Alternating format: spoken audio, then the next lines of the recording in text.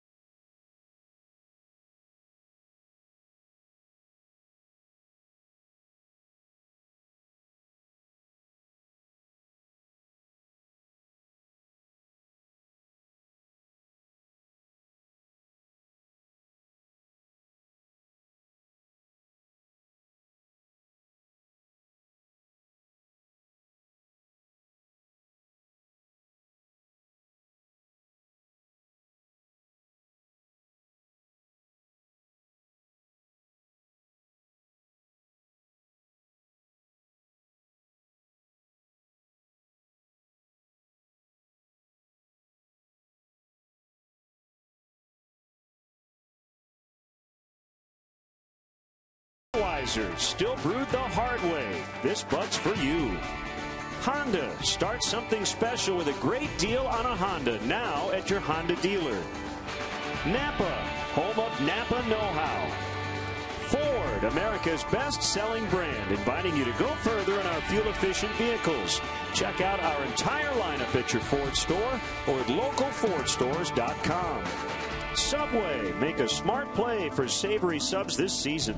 Score more flavor at Subway restaurants. Subway, eat fresh. And by Southwest Airlines. Book your low fare now at southwest.com. Cubs baseball in high definition on WGN TV is brought to you by Xfinity, your home for the most live sports. Consistently the best weather during a series I think we've ever had here in Pittsburgh. Temps in the upper 70s. And it has been a fun set. The Cubs have won 2 of the first 3. And a chance to get within 2 games of the wild card leading Pirates. Yeah, so obviously a swing game here today. You can leave town 2 games back of Pittsburgh or 4 behind the Pirates. 3 games remaining with the Pirates on the next homestand. The Cardinals have kind of steadied their ship. They've maintained a relatively comfortable lead. The Pirates had moved to within, what, a game and a half at one point? back up to 4 games now. And you see where the Cubs are positioned in the National League wild card. 3 behind the Pirates. Well out in front of the Giants, who are 7.5 games behind. Cubs' magic number to clinch a postseason spot is 10 with 17 games left. And now their batting order brought to you by Southwest Airlines. Book your low fare now at southwest.com. Fowler and Schwarber and Coghlan, the outfield. 1, 2, 3. Rizzo, Chris Bryant had 3 hits last night and really good numbers all year against this Pirate team. Miguel Montero will catch and hit 6th. Addison Russell moves up to the 7th spot ahead of the pitcher Kyle Hendricks. Tommy La Stella gets a start at 2nd, and he'll bat 9th. Pirates defensively are aligned this way this afternoon. Travis Snider's in left because Andrew McCutchen is not in the lineup today. So Starling Marte, who's just a tremendous defender, he made a heck of a play last night. He's out in center. The youngster Polanco will cover right field. Harrison Gung, Walker Alvarez, third to first. Generally a good, solid defensive club. The one weak link would be Pedro Alvarez, who's made a bunch of errors there at first base. Francisco Cervelli behind the plate. You can run on him. And Charlie Morton is on the mound for the Pirates this afternoon. Started the year on the DL. He was recovering from hip surgery, so he's only made 20 starts. He's 9-7 with a 4.02. Quality starts in each of his last 3 outings. And Morton, a sinker baller, when he's on his game, will get a lot of ground balls. Your 4 umpires. Greg Gibson works home plate. Chad Fairchild is at first. Pat Holberg at second, and the crew chief is Jim Joyce over at third. You notice the Pirates are wearing their alternate camouflage jerseys, honoring the military. Or duck hunters.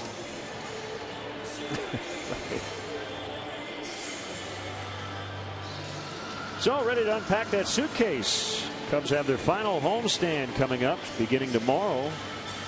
10 games over 11 days. Cardinals, Brewers, Pirates, and a makeup against the Royals. Leading into the final week of the season on the road at Cincinnati and Milwaukee. Well, this has been a very interesting series. All 3 games decided by 1 run. The wild pitch has been a big play in this series, as has the stolen base E2. First pitch is lined to right for a base hit. Dexter Fowler's on.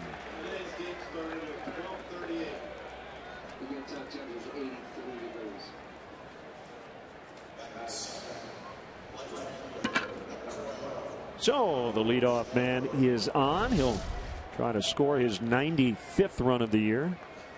That lefty's far better against Morton than right-handed hitters this year. So Joe's got a lot of left-handed bats in the lineup today. Ground ball guy. Normally Joe likes to hit and run in these situations, but I don't think he wants to do that with Schwarber. More inclined to see Fowler try to run at some point, I would think. Yeah, you mentioned stolen bases earlier, and it's worth noting the Cubs stole 5 last night as Schwarber takes a strike. That tied their season high.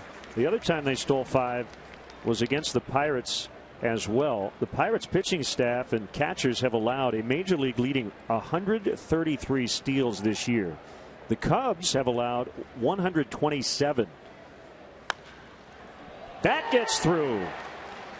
Kyle Schwarber with a base hit. First and second, nobody out. That ball hammered. That would have broken a bone. Schwarber last night hit a rocket off a advertising sign out there in right field that would have been probably halfway across the Allegheny and not hit that sign. This young man hits the ball hard. No chance for Neil Walker. Well, a little bit of a chance, but not much. But clearly a solid single off the bat of Schwarber. And early trouble here for Charlie Morton. There's the sign I'm talking about. I mean, he pinged that thing about halfway up, and it wasn't on the way down when he hit it. If you got bonus points for distance and noise, that would have been worth something, but it was foul.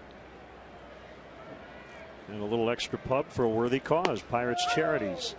Strike called on Chris Coghlan. Jorge Soler is on his way back, activated officially from the DL after helping the Myrtle Beach Pelicans win the Carolina League Championship, the Mills Cup.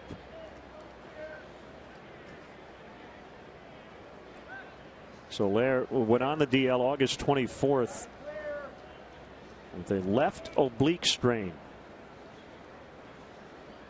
So he hopes to nudge his way into the starting mix out there in right once again.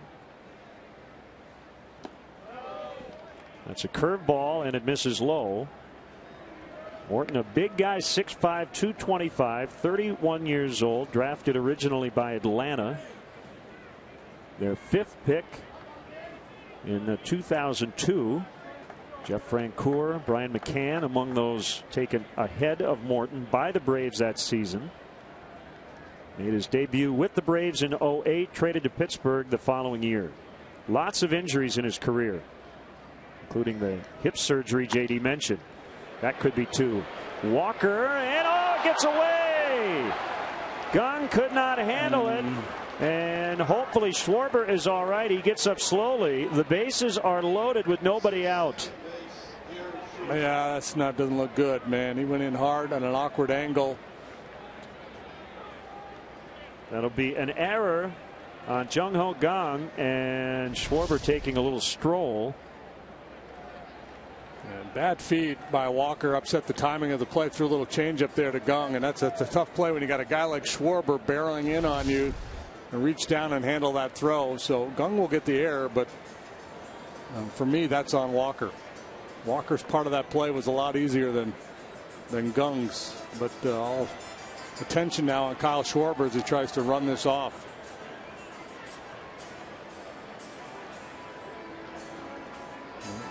Gives the thumbs up, says he's good to go. Bases loaded, nobody out. And again, defense, big part of the narrative. That was the case last night. Errors and big time defensive gems. Each team committed 2 errors.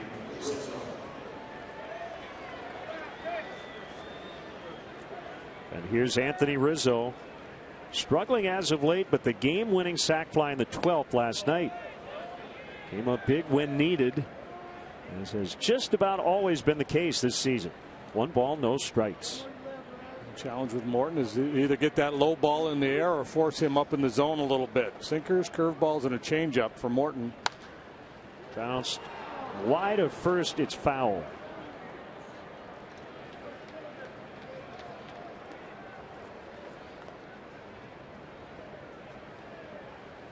Single error.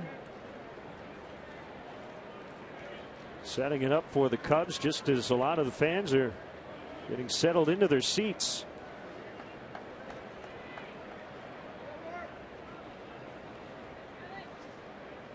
Morton from the far first base side of the rubber, and another ground ball on the infield.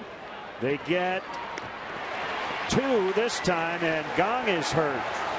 Looks like he is grabbing his left knee or shin as he and Coghlan came together. So that'll go 4-6-3. The Cubs grab the lead, but Clint Hurdle and 2 of their, or at least 1 of their athletic trainers, along with possibly an interpreter, he is writhing in pain right now.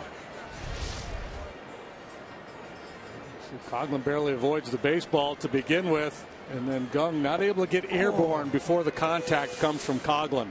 That looked bad. The foot was planted and the leg bending in a very awkward fashion.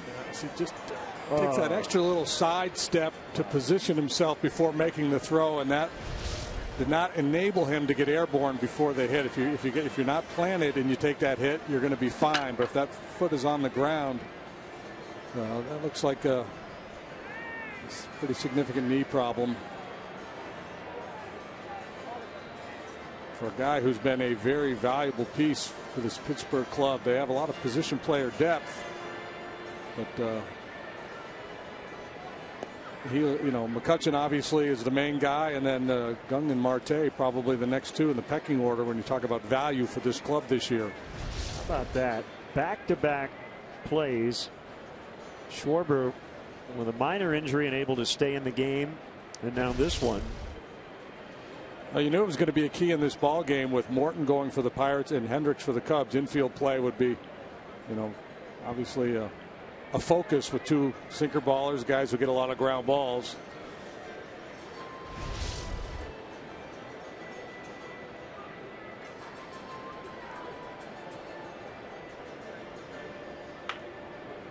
That is a clean slide. You see Coghlan easily able to reach the bag. That's how you're supposed to do it.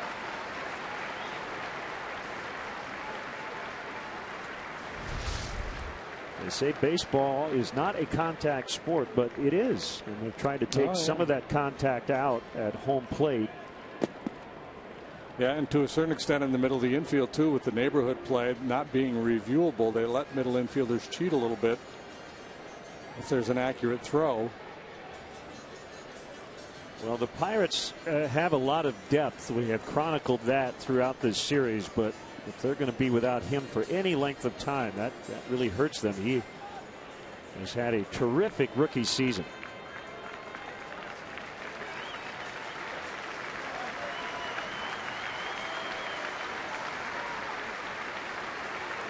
Jordy Mercer will come in and replace Young at short.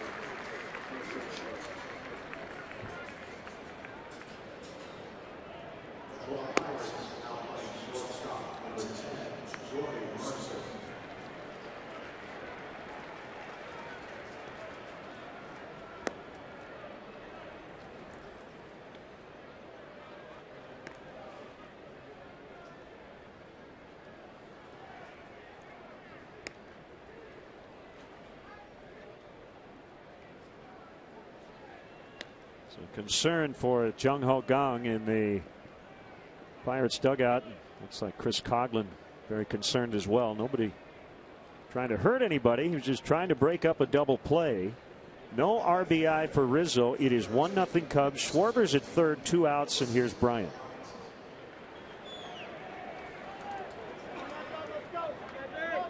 And this obviously becomes a very important at bat. You got bases loaded, nobody out. You're thinking big number. The Pirates get a double play, and now falls to Bryant here with 2 outs to try to get home this second run. Chris, big night last night. Curve misses outside. Yeah, he had 3 hits, 2 doubles. Knocked in a run. Stole a base and scored a run. 93 RBIs on the year. And he's had a good road trip, hitting 300. 2-0.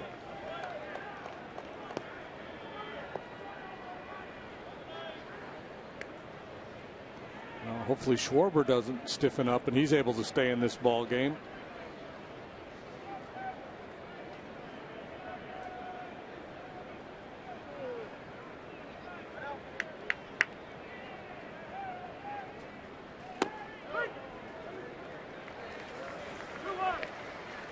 Two and one. Morton with 8 DL stints since 2009. That's a strike, and it's 2-2. That particular shot, you're going to see Jason Mott in it all day. The reason is that is where he has positioned himself the last 2 games, and because the Cubs have won both, baseball players are a bit superstitious by and large, so he'll remain in that shot. Perfectly logical thinking.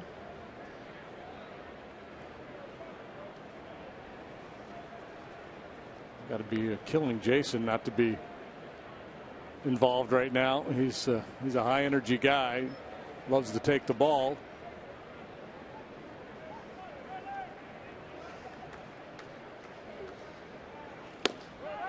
Full count, 3-2. So Charlie Morton overhauled his mechanics back in 2011 to do the Roy Halladay thing. I mean, there was a point, JD, where it was exact. Similar now, but not not quite a carbon copy. He changed his game too. He used to throw a lot of 4-seam fastballs and try to blow it by it. He's got a good arm, and he sacrificed some velocity for movement. In the air, right center. And it's Polanco to make the catch. The Cubs get 1, and the Pirates are coming up.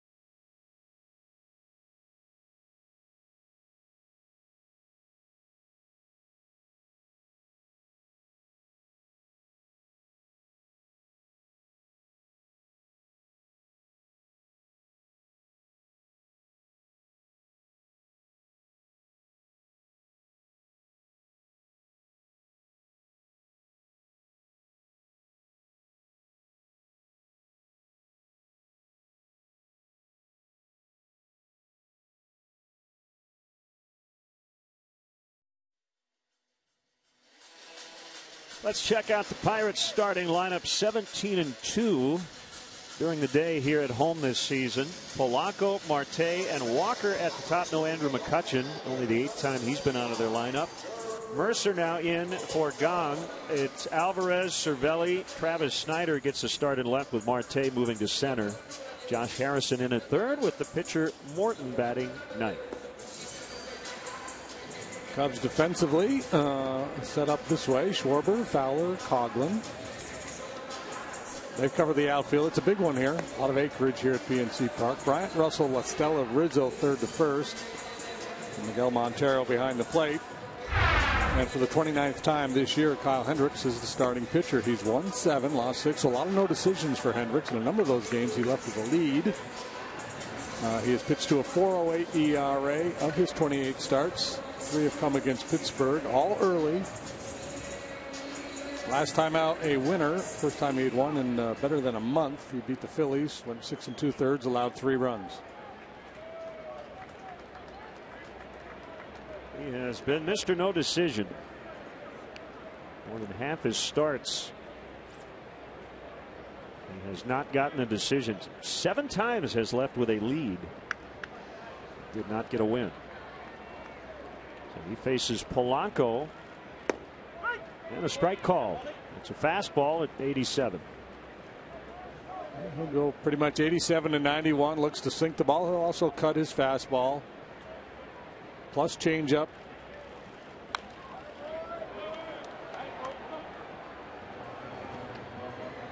Mix in the curveball on occasion as well. Polanco 6'5", 230.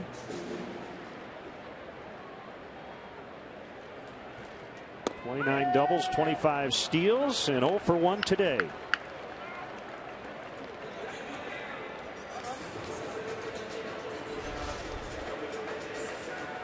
Montero set up over the inside corner and a little cut fastball right on the inside edge.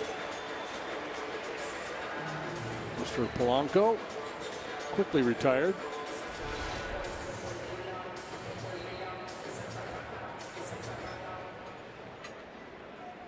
Marte playing center with McCutchen out of the lineup. Huge defensive play in left field last night. And he nailed Tommy La Stella in the 11th at second base.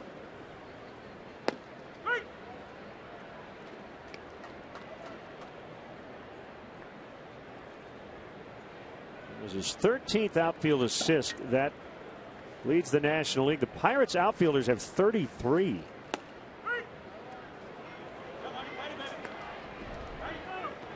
Yeah, just a spectacular play by Marte out there. That's deep in the corner and left. He was able to get to it before it got to the wall, and then perfect throw to second base.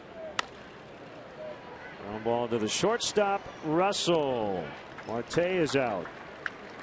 So Marte, like McCutchen, he's got all the tools. I guess the one big difference is McCutchen's a little bit more patient at the plate, but Marte can do it all. He's got some power, he's got speed, and he's got quite an arm.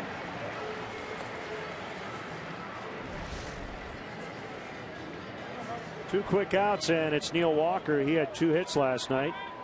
2 for 3. Was lifted for a pinch runner in the 8th. Switch hitter batting lefty. And he fouls back. Cubs had the bases loaded. Nobody out in the top of the first. Could only get 1 as Morton limited the damage. Although the Pirates lost their starting shortstop in the process. Softly lined in the center for a 2-out base hit. And having to make that change, that means Jordy Mercer is now in the cleanup spot in the Pirate batting order. He's more of a bottom of the order type hitter.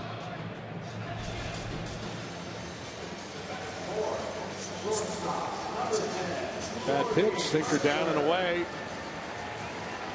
But a very solid approach by Walker.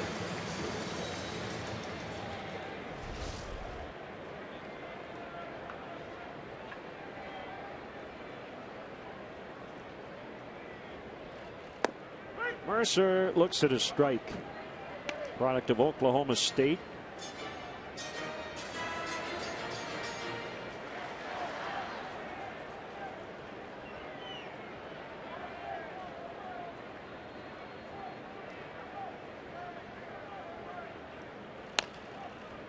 fouled away.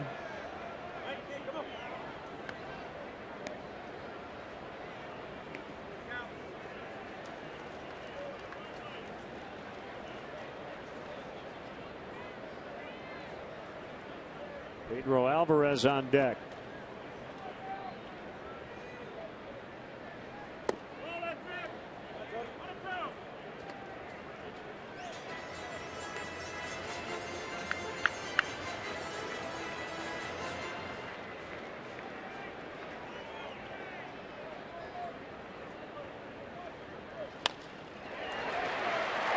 Nice attempt by La Stella as he laid out, but he couldn't get it.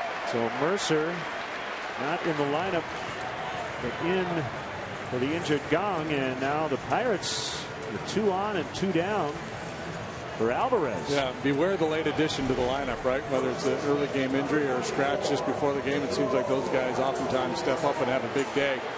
Again, not a bad pitch, breaking ball out away from Mercer off the end of the bat a little bit. The Pirate hitters, with Hendricks, they're seeing him for the 4th time this year. They know what he's all about. It's not about trying to throw the ball by you. He places the ball, changes speeds, moves it in and out. And against that type of pitcher, you're usually focusing on trying to stay through the middle of the diamond. It's generally not what Pedro Alvarez tries to do, especially in this park. He tries to park it in the river. He's focusing on the middle of the Allegheny. 1 ball, no strikes. Going back to 2012, only Giancarlo Stanton has hit more home runs than Alvarez among National League players.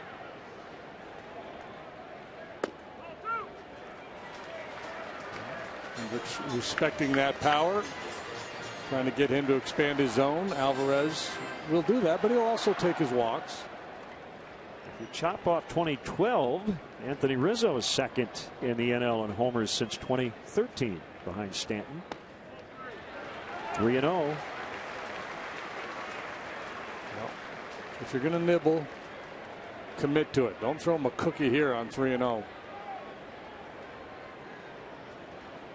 Yeah, that is one of your pitching tenets. Yeah. That a lot of guys nibble early and then get behind in the count and throw one right over the heart of the plate.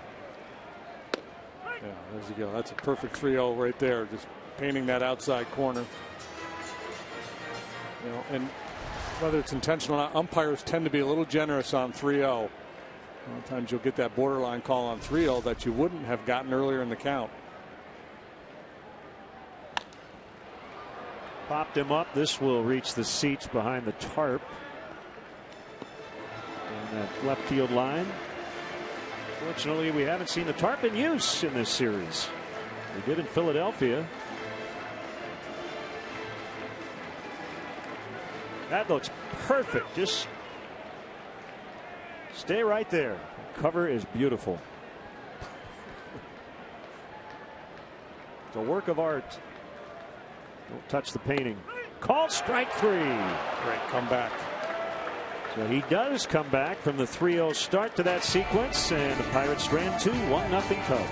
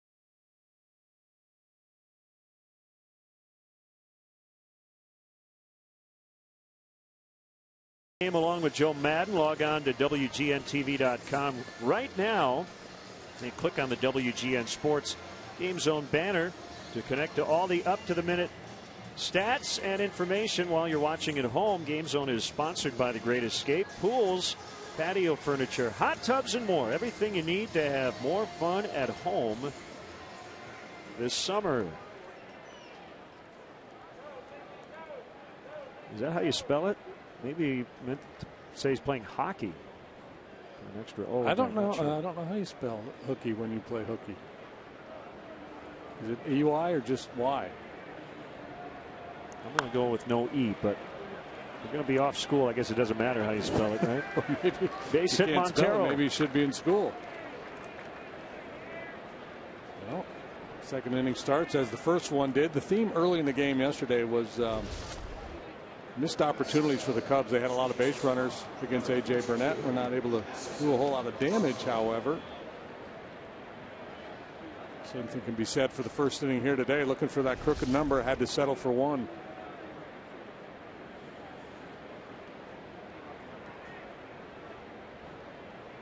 Addison Russell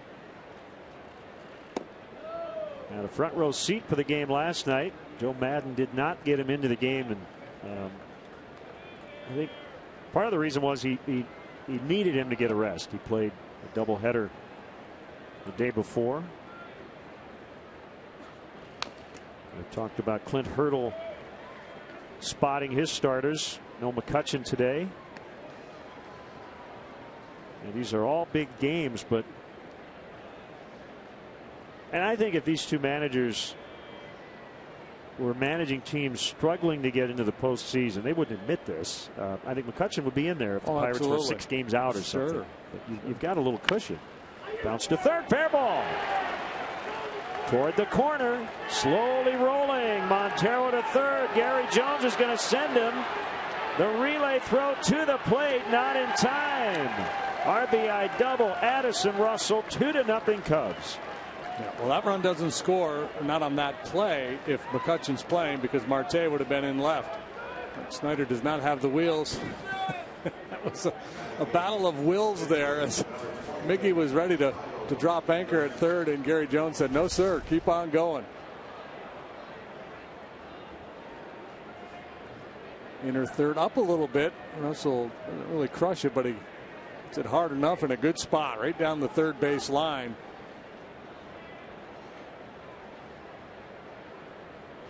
Hendricks squares and takes ball one outside. The legs of Montero have been put to the test the last couple of days. Stole a base, stole his first base of the year last night. He needs a rest.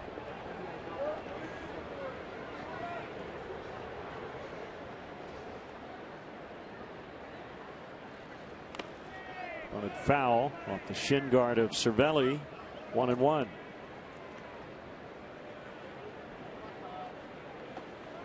All right, according to Twitter, I've got 3 different spellings of hooky.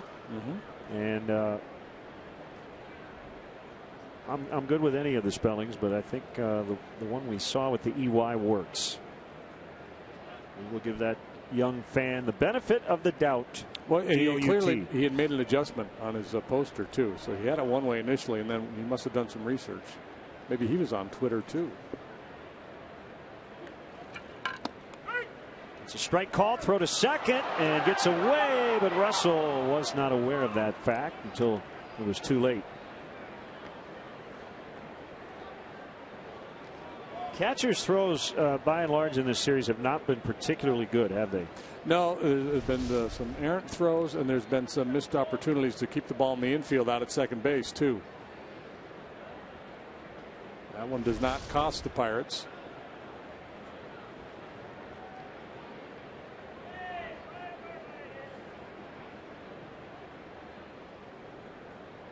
Expecting a 2-strike attempt, and he does, and he bunts foul, and he strikes out as a result. Talking with Joe earlier this morning, the point of emphasis for him next spring, pitcher bunting. Cub fans, let's go. The Cubs return home tomorrow afternoon. Man, this is going to be fun. Final homestand of the year. The Cardinals, the Brewers, the Pirates are in town, and then the Royals for a makeup game. For ticket availability, visit Cubs.com. The joint will be jumping. There's Tommy La Stella. He's in its second. Starlin Castro started the first 3 games of the series. And he's put up terrific numbers against Morton as well, but he starts the game in the dugout. Yeah, there had to be some temptation to play Castro again today with the numbers against Morton, but I think Joe just wanted as many left-handed bats in there as possible. Pulled to right. Fair ball. Here comes Russell. La Stella motoring towards second. He's got a double, and it's 3-0.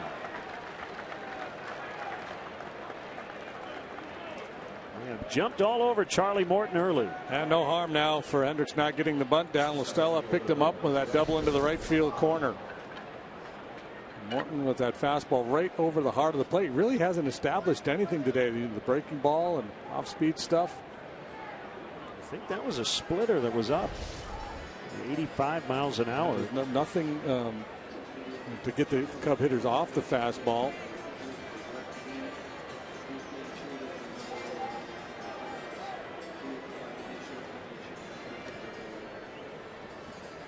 So Ray Searage out to talk it over. Pirates just announcing a left knee injury to Jung Ho Kang, but we don't know the severity of it yet. He's being looked at. And we'll give you an update later as we hear more. It didn't look good as he was coming off the field.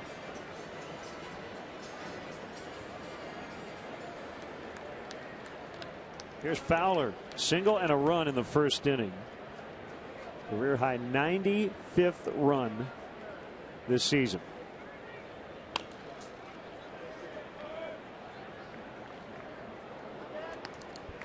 So back to bunting, and we had a shot of Castro. He laid down a perfect squeeze bunt to give the Cubs their second run last night. He thinks that's the first squeeze bunt he's ever had at any level since he signed with the Cubs. I don't remember one. Joe said he kind of had to talk him into it. Joe was fearful of the ground ball double play, and he said if he didn't get the bunt down on the first pitch, he was going to put a hit and run play on. And Castro said, "Yeah, I can do it. I can get it down, but I hit this guy pretty good too." He was kind of pressing his case to swing away.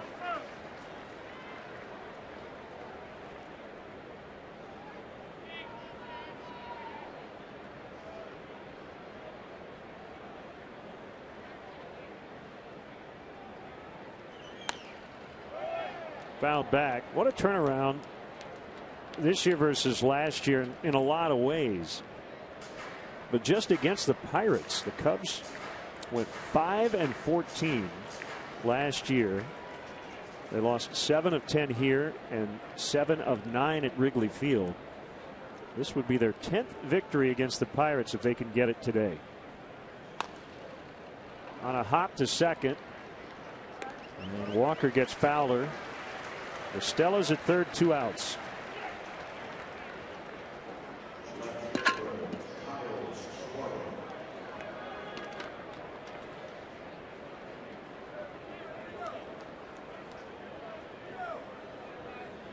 Schwarber the batter, and he'll face a drastic pull shift on the infield.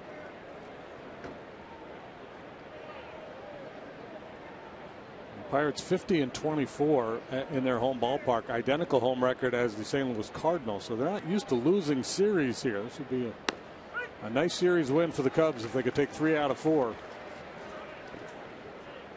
The Pirates are 10-0-1 in their last 11 home series, so they have not lost a home set in their last 11.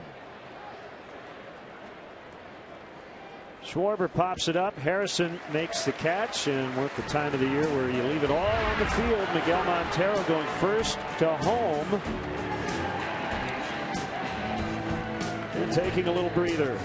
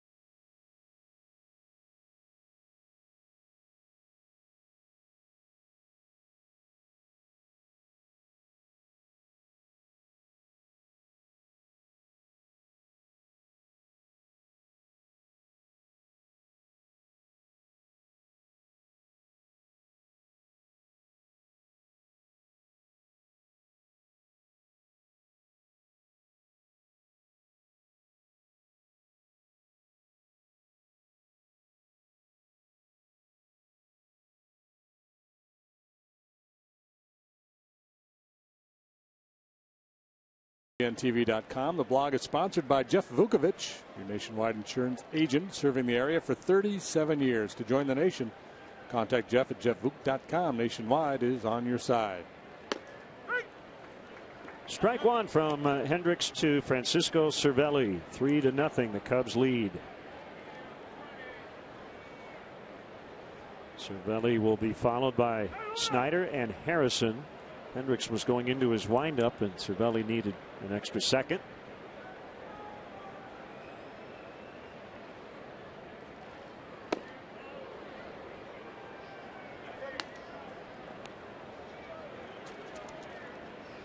Looks like Kyle has made it a point of emphasis to make sure he goes inside on the right-handed hitters here today.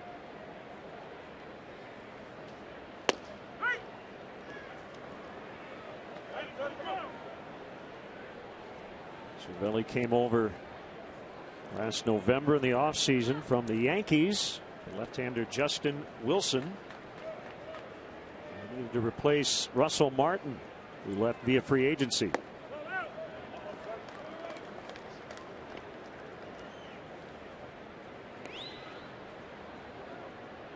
It broke up the Wilson-Watson lefty tandem out in the bullpen. They still have Tony Watson, but no Wilson. Yeah, Wilson's a Yankee.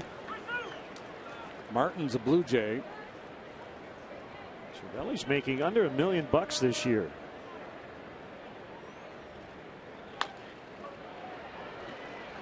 Bryant will charge and get him.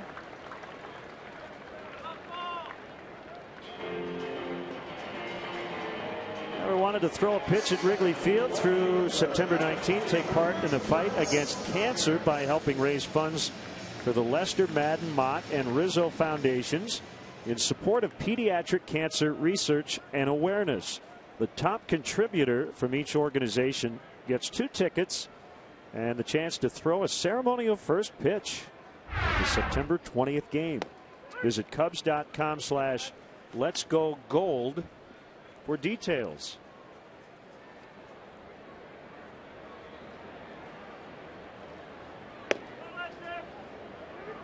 Inside on Travis Snyder, 1 ball and 1 strike.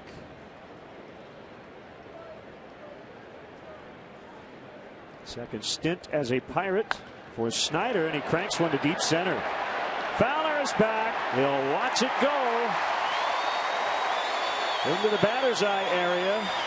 That is a first home run for either team in this 4-game series. 3-1.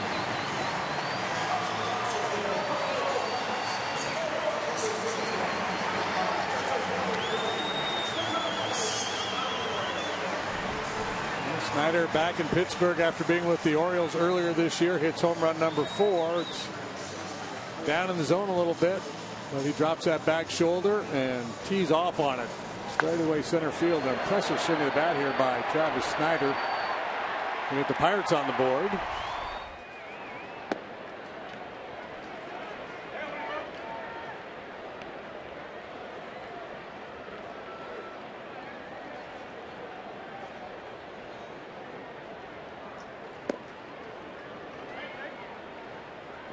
One and one.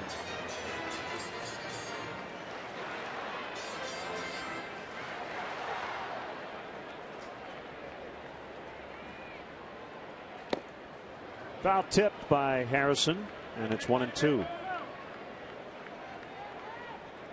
Cincinnati native, went to the University of Cincinnati, 6th round pick of the Cubs in 2008. Debuted with the Pirates 2011.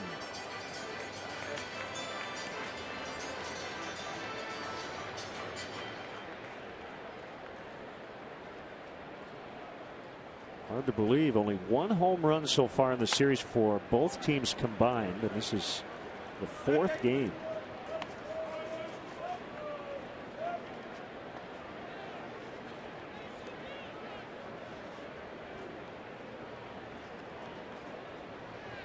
Harrison, an all-star last year, hit .315. DL time this season with torn left thumb ligaments. He held on a pitch in the dirt. 2-2. Yeah, Harrison super utility guy and just played so well last year early on that he forced his way into the lineup. He can play all over the field.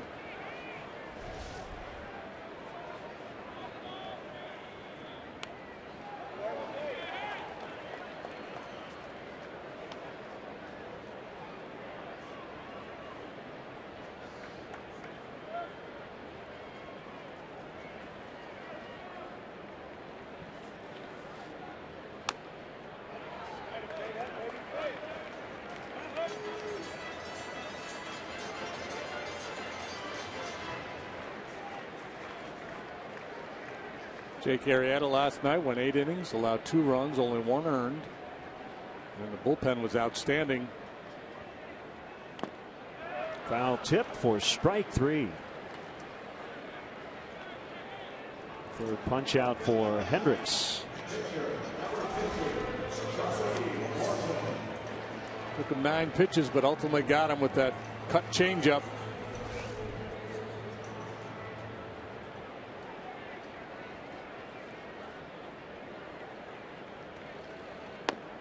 Morton, the pitcher, career .073 hitter.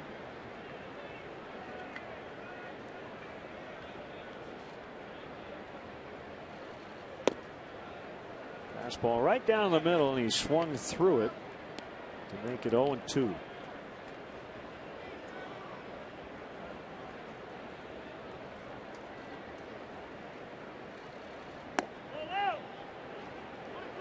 Normally, when you look at a guy's on base percentage and it's double what his average is, you say that is really impressive. But when it's 0-31 to 0-62, you don't get too excited. Called strike 3, and the inning is over. Cubs lead 3-1 after the Snyder homer.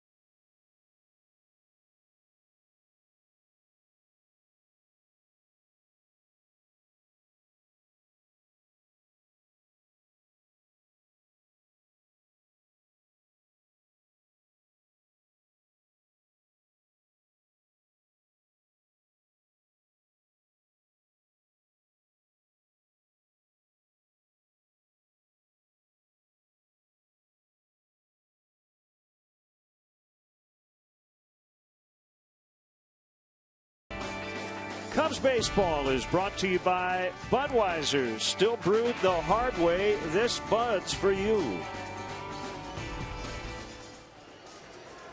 Travis Snyder getting the Pirates on the board. Cubs lead 3-1, and the Bluebirds are out here as Chris Coghlan is announced. It was his slide at second base that caused Chung Ho Kang to come out of the game.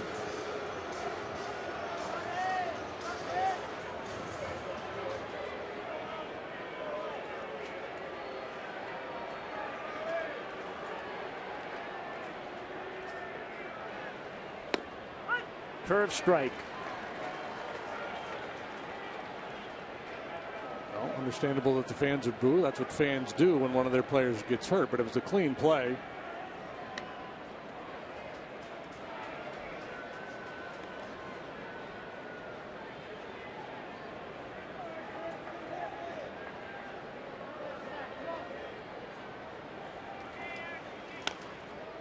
Called foul.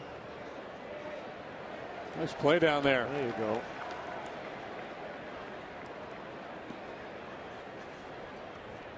Giving up the helmet to make the play. Tremendous technique. Quickly off the stool, squares up behind it. That is not Susie Cool, but that was a Susie Cool-like play. Our favorite name among all the ball girls, ball women, ball dudes, ball boys, ball people. Ball folk. Swing and a miss for strike 3. A lot of breaking pitches to Coughlin. That's going to be a key for Morton if he can get the command of that breaking pitch. Cervelli always entertaining. Yeah, he plays with a lot of flair. He had one yesterday, ball in the dirt. He spun around and he was looking all over for it. It was actually in his mitt. Rizzo hit into a double play in the first inning. Was on that double play. The Cubs scored their run, and that's when the gong injury occurred. Alexander asks us on Twitter, what happens if the Cubs and Pirates finish with the same record? Well, if they're both in the playoffs and the wild card teams, it will go down to head. So a win today and the Cubs would clinch the season series. That's significant. Only when a playoff spot's on the line or it's a division title on the line would you have an extra game. Game. Ball 4. And you see the challenge that pitchers face when they try to work Anthony Rizzo inside. He covers the outside part of the plate so well.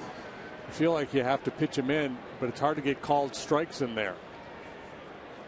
As long as Anthony's patient, he's going to work a lot of walks when pitchers employ that strategy. Bryant flied to right in his first at bat.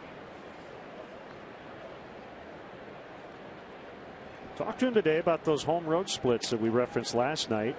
I joked, we should talk about them again today because when I mentioned them last night, you had 3 straight hits. He said, that's pretty normal, right? He said, I'm still getting used to all the different ballparks.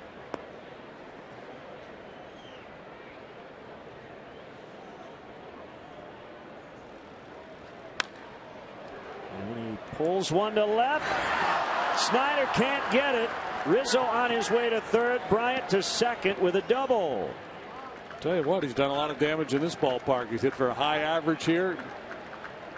Bunch of extra base hits. And again, that's about that ball really well hit, but that's a play that maybe Marte makes.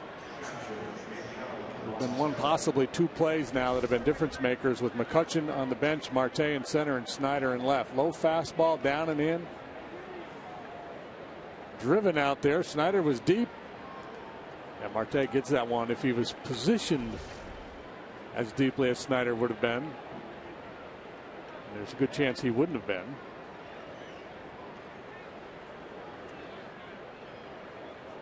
Montero the batter, the infield moving in.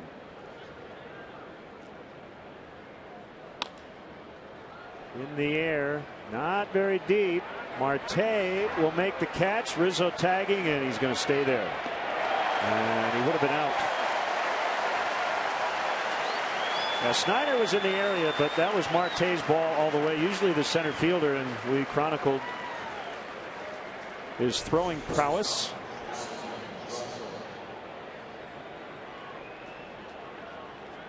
Through a strike. They're emphatically calling off Snyder. Well framed by Cervelli. Throw Tracks had it as a strike.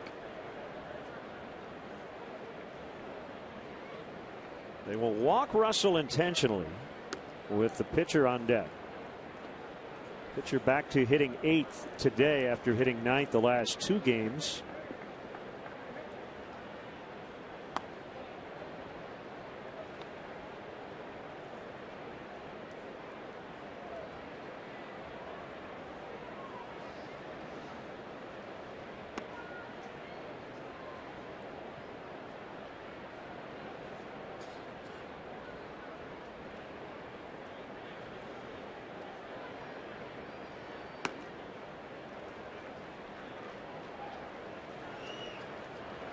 kind of a no-brainer decision there for Hurdle with the base open and Russell coming up. Already down a couple and 2 in scoring position.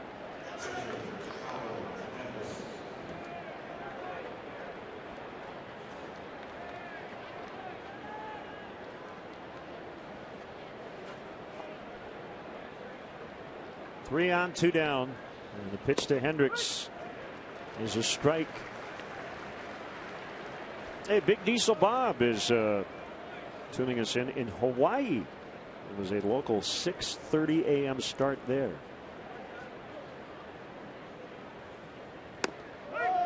Big cup of coffee and Cubs baseball. Yeah, a little Kona coffee. Maybe a little coconut omelet. Breakfast pina colada. Go get them. Swing and a miss. Cubs leave the bases loaded. They lead 3-1 in the third.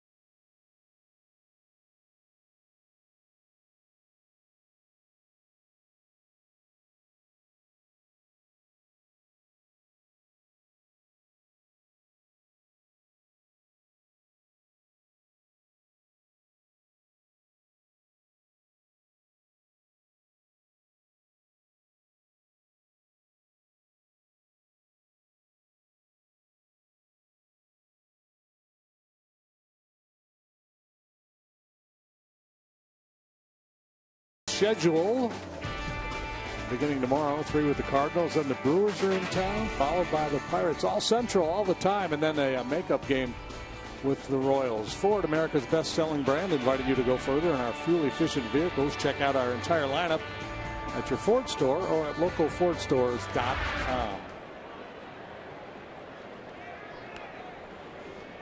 Cup fan enjoying a beautiful day here at PNC Park.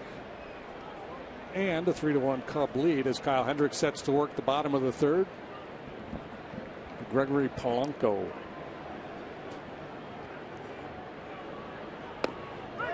Did I miss anything? You missed the Ford, the Cubs' upcoming schedule. Okay, You missed a little Cub fan running through the stands with his bear claw. I'll watch the replay later. Some may file this under the TMI category, but sometimes it's fun to peel back the curtain a little bit. This is a huge press box here in Pittsburgh. And the broadcast booth is a long way away from the facilities. Yeah, and a couple cups of coffee. Got to make the run. So you got to go back out, and you got to go past all the riders. Keep going. Usually you have to stop and say hi to somebody. Keep going. Still haven't found it.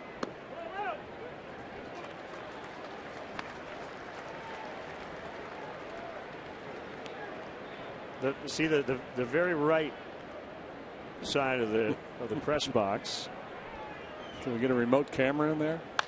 No, that'd be a bad idea. Deep center, Fowler's back on it. Gone, another one to the batter's eye. This time it's Polanco, and he thumped it, and it's a 3-2 ball game.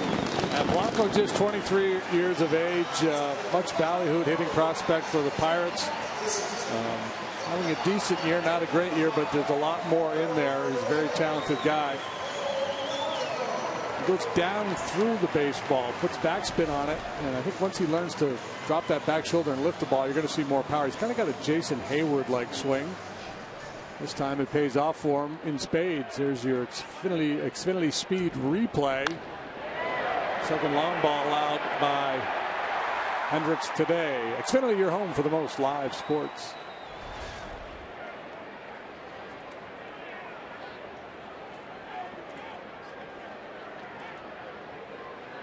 What happened here? Did Marte think he got hit? He gets hit a lot. Well, this is the Blanco. That ball's off the plate. He went out and got it. Dead center. Here's Marte. Knob of the bat. Okay.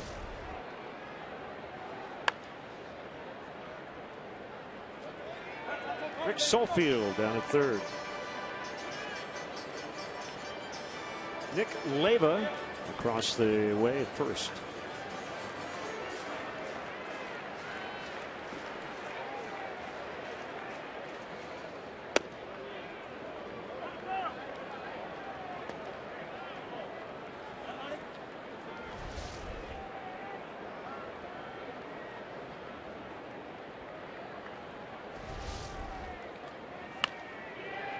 On a hop to Bryant. Marte 0 for 2. Right now is a great time to plan for your 2016 Cubs spring training experience at beautiful Sloan Park. Go to Cubs.com/Mesa to place a deposit on season tickets and secure the best seats available. Individual spring training tickets go on sale in January. Be sure to visit Cubs.com/Mesa for the latest updates.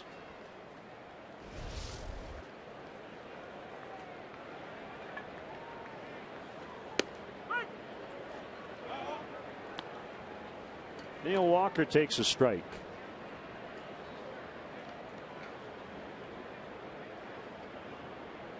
Pirates runs coming on solo shots to center, and Walker just got hit.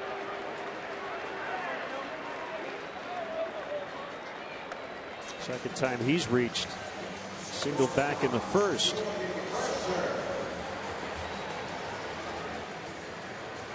Spazio's not going to waste any time. They're going to get somebody up in the bullpen.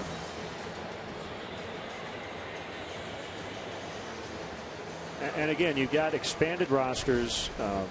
Henrietta and Lester helped you out a lot here these last 2 days. But you've got a short start from Hamill.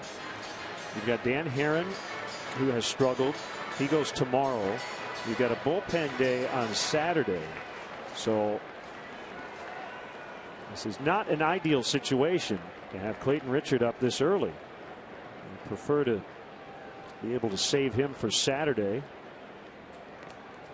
Yeah, and there's two ways you can go. If you decide to make an early move with Kyle, you can run Richard out there and try to get him stretched out, get 3 innings or so out of him, or you could just piece it together based on matchups. You have that many arms out there. Not, there's a number of guys out there that haven't pitched a whole lot here lately, and highly unlikely some of those guys like Medina would be used unless it was a blowout type game. But this time of year, managers they hate to relinquish leads.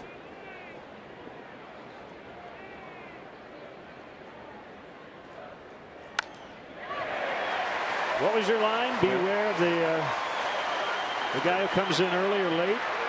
They've got a play now on Mercer. Meanwhile, Walker inching down the third base line, and the tag applied.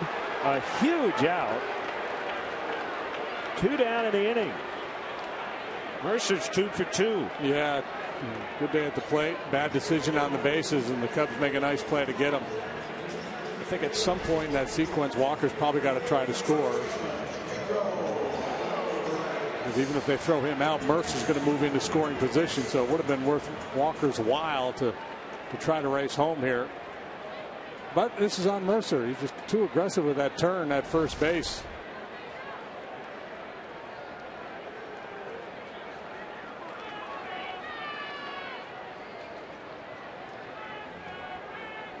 So we will try to piece together how that out was recorded.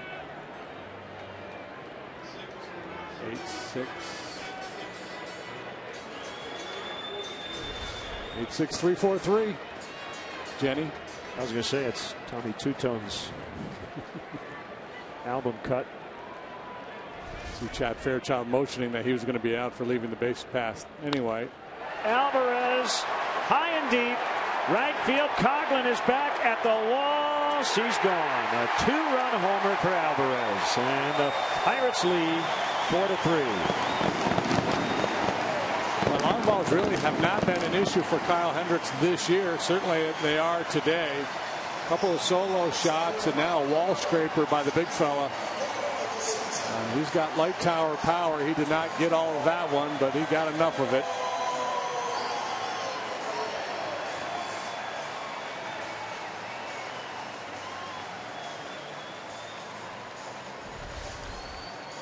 Number 24 for Alvarez.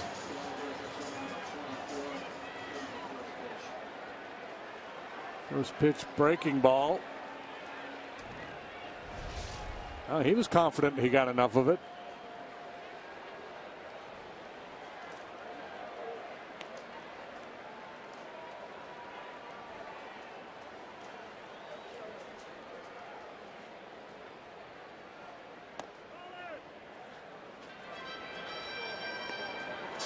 Two 2-0 on Cervelli.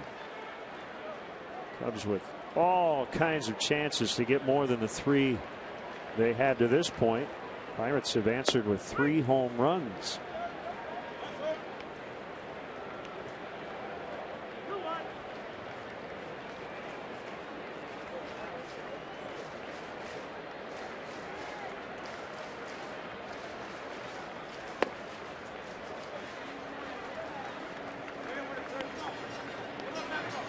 Three and one on Cervelli. A left-handed hitter on deck, Snyder, who took him deep in the second. So Kyle may need to get Cervelli here. It could be done for the day. Chopped foul to third.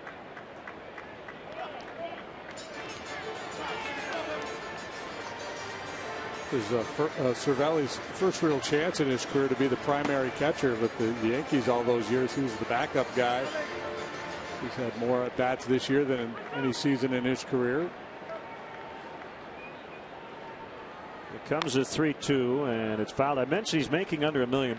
That's significant for a team like the Pirates. They have to get good value. Russell Martin signed with the Blue Jays, 5 years, $82 million. Pirates just couldn't afford him. So while he's making $7 million this year, and eventually it'll go up to $20 million per season. Cervelli making just a small fraction of that.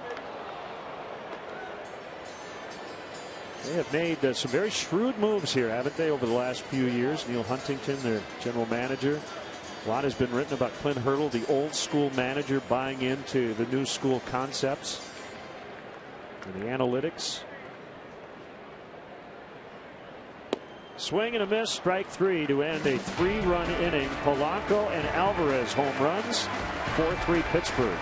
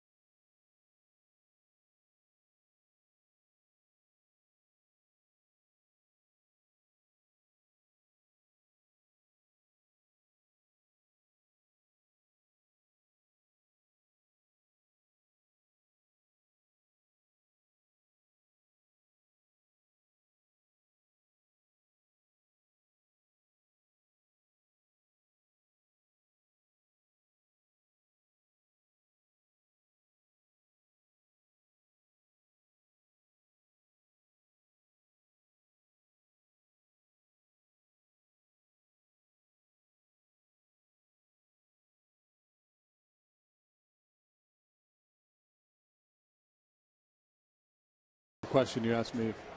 What Pirates have made some shrewd moves. And the inning ending, I never answered. Okay. Yes.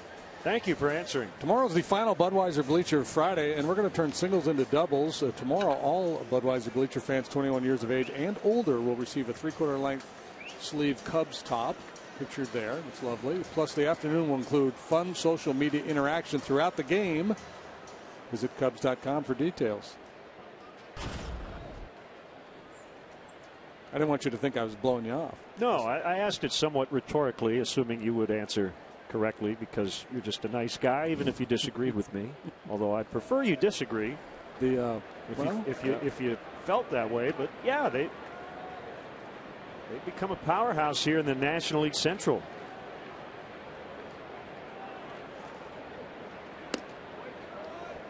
The big challenge in baseball these days, especially for some of the smaller market clubs, is to identify those pieces that you're willing to lock up long term. And if you do it early enough, you can save yourself some money.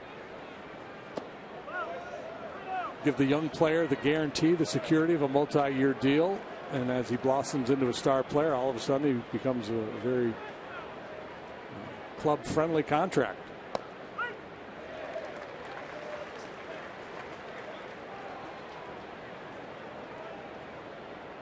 Charlie Morton, the pitcher here, he's in year 2 of a 3-year, $21 million deal.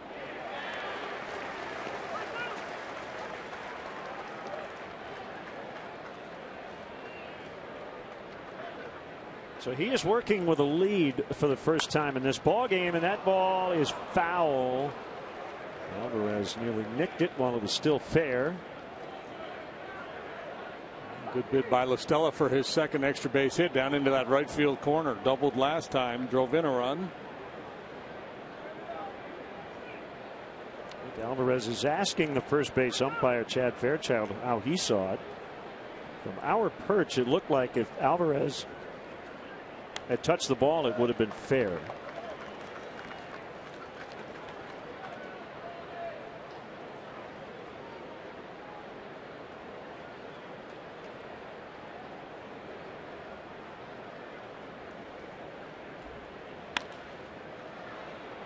In the air, late break by Polanco, but plenty of time to get there, and he's got it to get La Stella. And back to the top, and Fowler for the third time.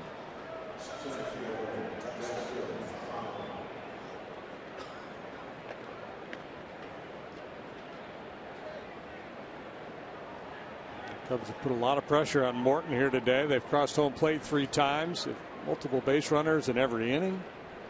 They've left 5 on so far.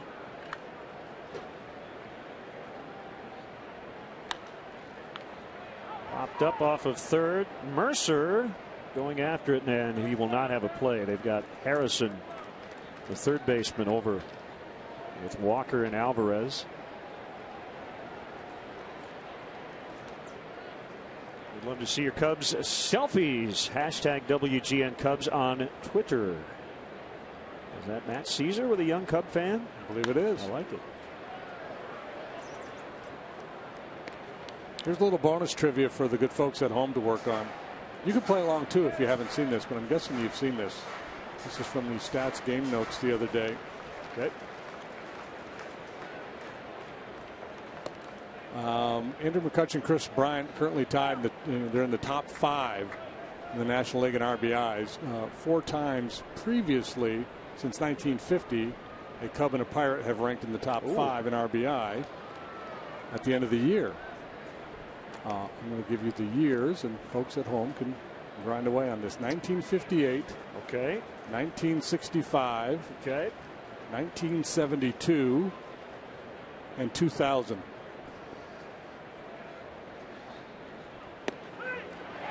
Called strike 3 to get Fowler. Well, I can give you the Cubs, I think. I think most Cub fans could. Generous call there by Greg Gibson.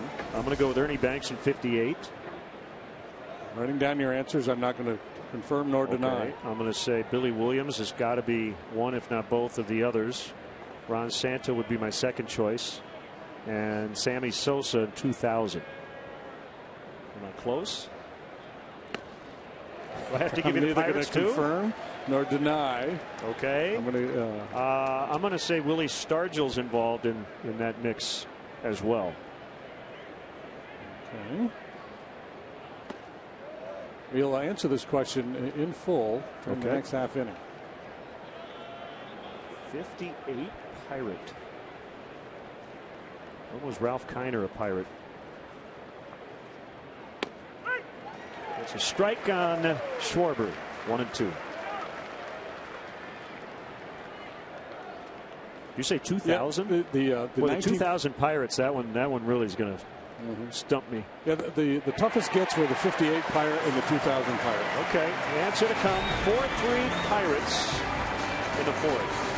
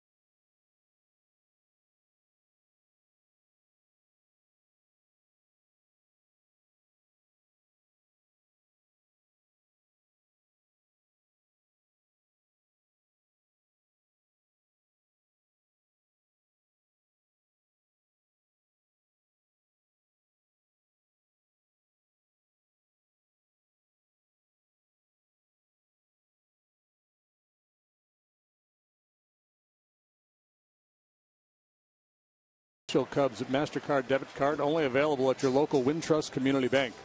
Go to wintrust.com/Cubs to learn more. Member FDIC. Got a new pitcher for the Cubs. Kyle Hendricks out after 3 innings. And it is left-hander Clayton Richard, 32 years old. Recently turned to 32. Clayton suffered a loss in Philadelphia the other day, but really threw the ball well. 4 innings, 3 hits, 1 run, didn't walk anybody, struck out 4. 1 run scored on a wild pitch. Did a whole lot of that. Okay, so let's get the answer to our Pirate Cub RBI question. Yeah, you were all over it. You nailed the Cubs. Snyder bounces to Rizzo. Okay, hang on. We'll get the answer. Let's step aside and see what's coming up on WGN.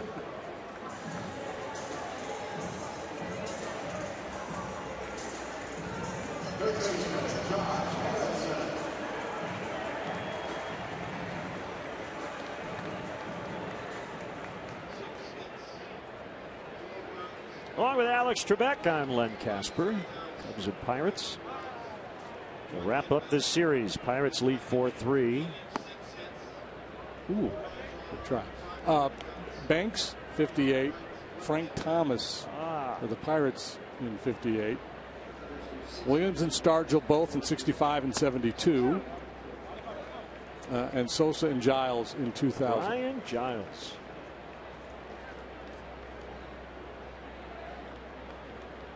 And now Bryant and McCutchen back to the mound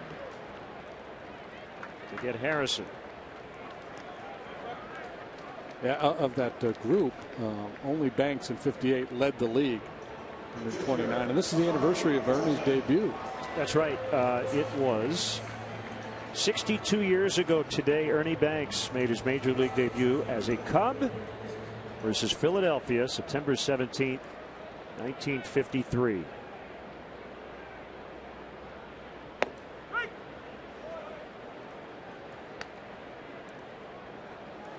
One strike on Morton. Late swing, ground ball, Rizzo and Clayton Richard. Pretty easy 1, 2, 3 frame for him. Cubs are down a run as we go to the 5th.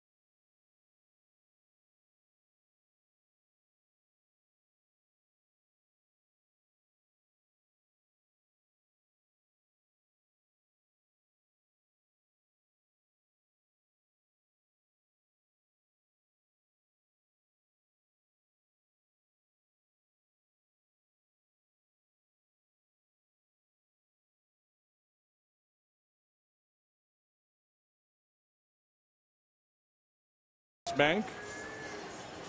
Pay off the Ernie Banks note. He would hit his first home run on September the 20th back in 1953. The home plate umpire was Frank Sikori. He would later be umpiring second base 17 years after that, when Ernie hit number 500 at Wrigley Field. Good luck charm. Dan Heron celebrating a birthday today. 35? Sounds right.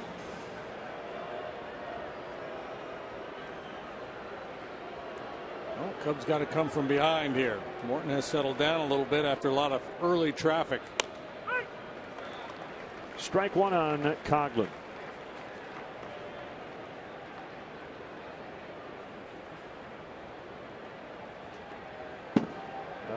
Behind him. That was not a fastball.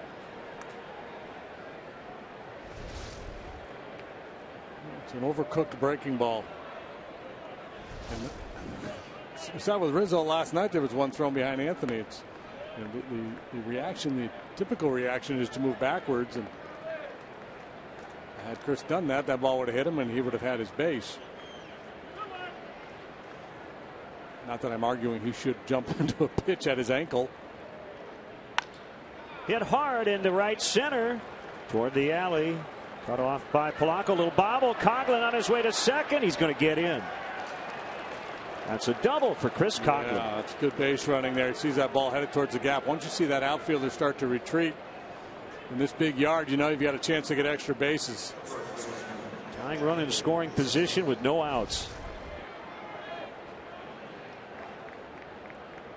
See Polanco start to take that angle out towards the wall, and then a little bobble doesn't help him either. Sell out of the box, make no assumptions, press your case, you can find an extra base.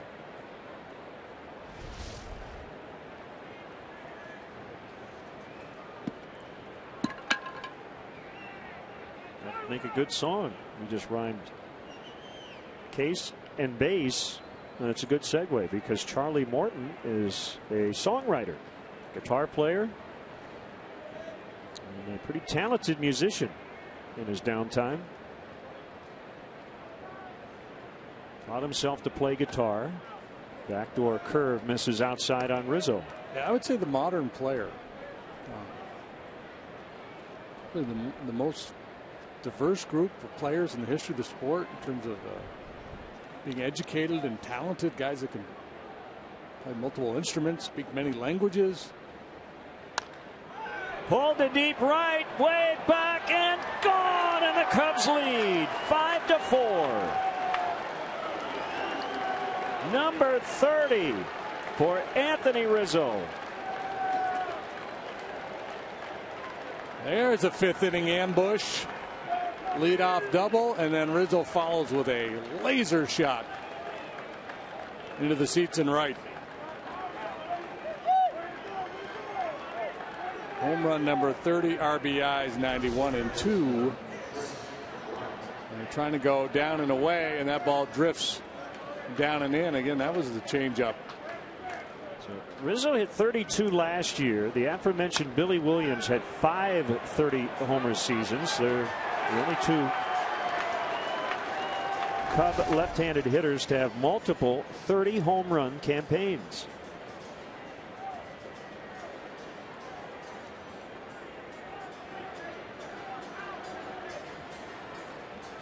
Cubs' first blast of the series.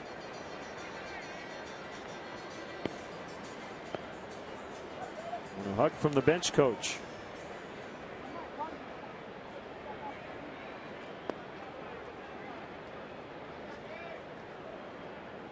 John Maley, the hitting coach, loved it. Well, it didn't take long for that one to get out of here.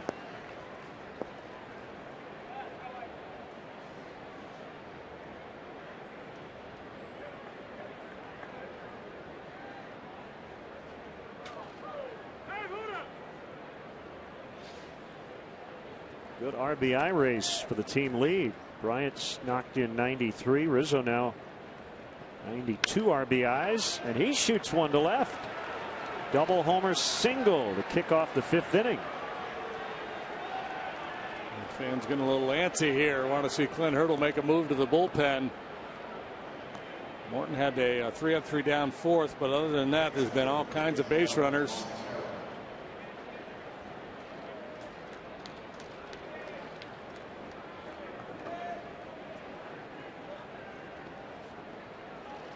The old 3rd time through catching up to Charlie Morton. Joe Blanton heating up. First and 2nd time through didn't work out so well for Charlie either. He's allowed 9 base hits now. A lot of hard contact. Cervelli went out there and said, I'm not out here for any other reason than the pitching coach told me to come out here because they're warming up in the bullpen, and I'm just going to keep talking until Greg Gibson tells me to come back. Okay, we're done. Does the catcher ever say that? No, because if you're the pitcher, you don't want to hear it. You should disguise your motive if the manager sends you out there to talk to the pitcher. You just don't want to hear it. Well, is there any doubt that's what he was doing? No, none whatsoever. That will be it. Here comes Clint Hurdle.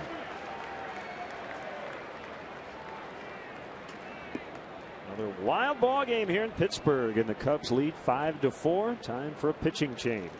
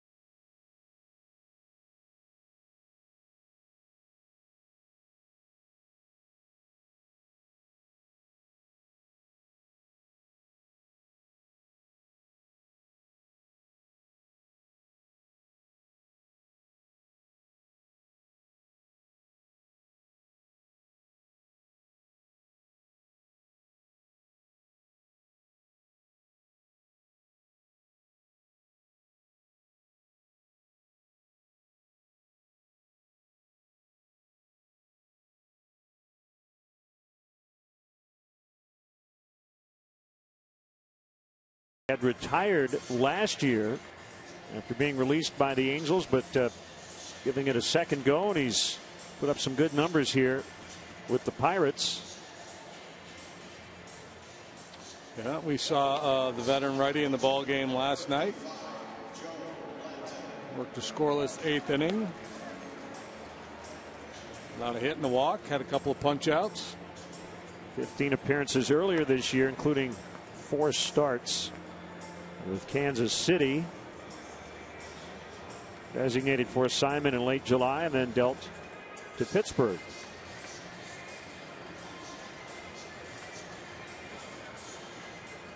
Fastball a little bit below league average in terms of velocity. Likes to sink it. Throws a lot of sliders. Curve and a change.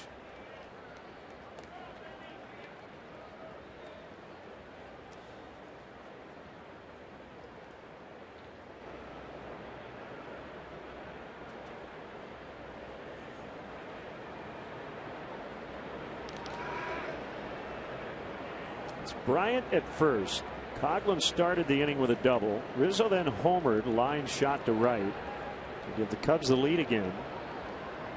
Bryant's single ended Morton's day. And now it's Joe Blanton. Another throw. And Blanton's got pretty quick feet. Gets rid of the ball in a hurry when he comes home. Cervelli, as we mentioned earlier, has not been very good at throwing out base runners, just 17%, well below league average. Cubs stole 5 bases in the game last night. It gets past Alvarez. Bryant will head to third. Montero will stop at first. An error on Alvarez. Yeah, that's the trade-off with Alvarez. He hit the big home run, but he gives up runs too. Well, the Pirates, they have a bunch of guys who can play first base. Michael Morris, Travis Ishikawa, Sean Rodriguez, Corey Hart, who's on the DL. But 2 guys who are starting there the most right now are actually third basemen by trade, and that's Alvarez and Aramis Ramirez. Alvarez struggled at third base, especially with throwing. Made a lot of throwing errors, so they moved him over to first base in hopes that he'd be able to be adequate there. And they love to keep that power bat in the lineup, but it's always that's the push and pull. Love to have the power, but he gives up a lot defensively. Russell. Pirates swings and misses. Defensive alignment here today has been exposed with Snyder in left. A couple of plays that Marte probably makes, he did not make, and now Alvarez at first base commits his 20th error of the year.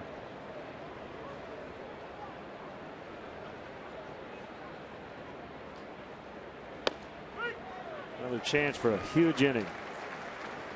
They've already struck for 2 on the Rizzo home run. They are near the bottom of the order. The pitcher Richard is on deck.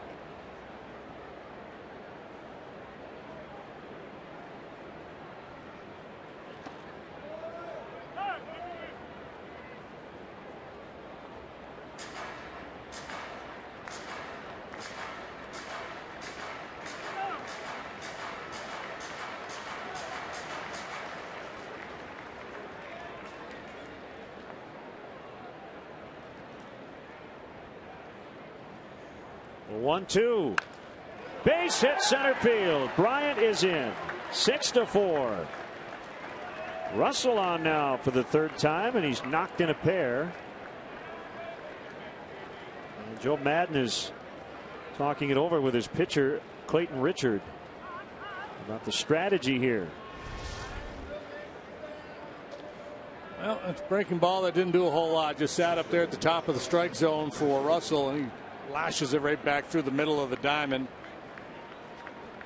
Closed the book on Morton. 6 runs charged to him this afternoon.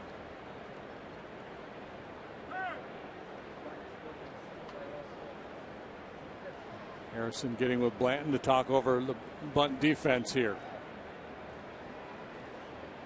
Ideally, you want to push this ball down towards third base.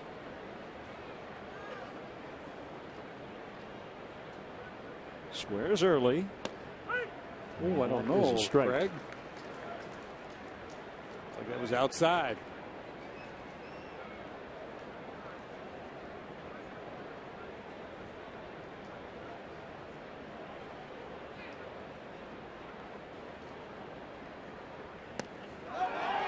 That gets away. Both runners will advance. Wow. What a break, man. The Pirates have been very bad defensively here today. Talked earlier about the wild pitches being such a big part of this series. This is just a clank by Cervelli. The pitch could have been called a strike. Yeah. Just whiffed on it. So they'll bring their infield in. Passed ball charged to Cervelli. So Montero now at third, Russell at second, and Clayton Richards going to knock in two. Montero and Russell will score. Richard to second. He's going to drop anchor there. It's 8-4.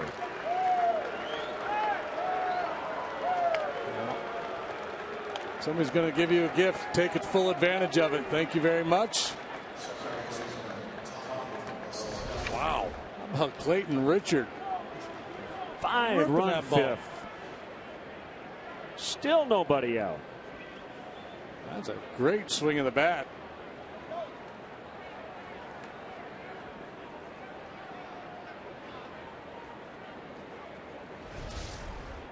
It's Mr. Baseball right there.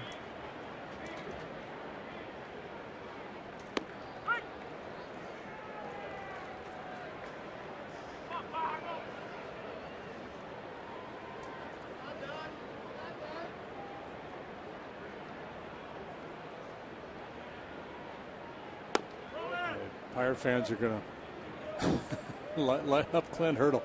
Why didn't you start McCutchen? Why did you leave Alvarez in the game? Why didn't you pull Morton earlier? Why did you use Blanton?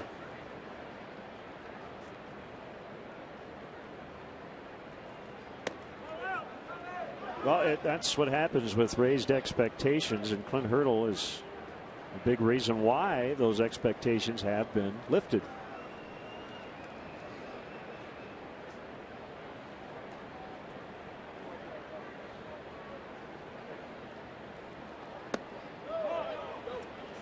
Stella took it. 3-1. Went with a long look in, thought he had the strike zone. It was over the plate. And the question is, was it high enough? Clayton Richard now with 20 career RBIs. He's picked up his 8th career double. It really stings the Pirates. He was with them in their minor leagues earlier this year. That's right. Opted out of his deal, and that's when the Cubs picked him up. He's like, hey, fellas, you could have had me. Just bring me to the big leagues.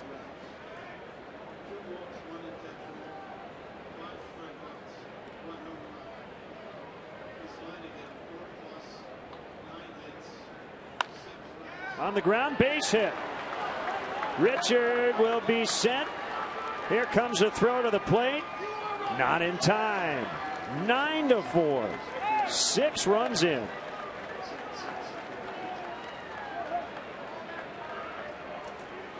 Second hit, second RBI of the day for Tommy La Stella. Doing some damage here are the Cubs at the bottom of the order. Russell's been good. Montero's been on twice, scored twice. Well, everybody getting into the mix. Just leans out and brushes that one out there into right center field for an RBI single.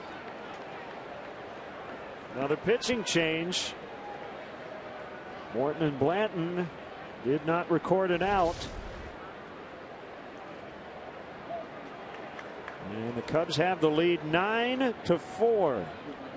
Pirates booty. Yeah, the Cubs taking some here this week. We'll be back.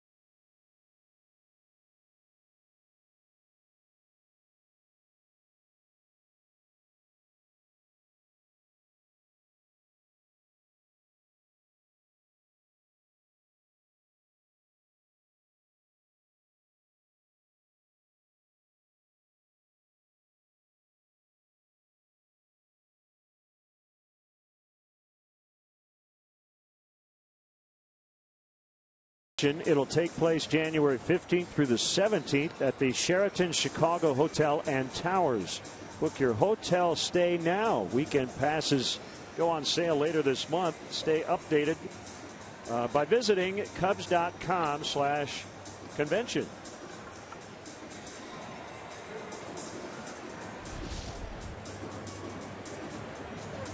He's dressed up as Pirates and not very festive at the moment. Left-hander Bobby Laframboise is on. Joe Blanton didn't get anybody out. Laframboise, the lefty, limited big league time this year. This is just his 5th appearance. From Downey, California, to Rio Hondo College and the University of New Mexico as he faces switch-hitting Dexter Fowler, batting right-handed. Former Mariner. Remember, Rizzo homered earlier this inning. He's got a decent chance to bat again. Base hit left field. Lostella to second. Double, homer, single. Error, single, double. Single, single. That's what has occurred here in the 5th inning.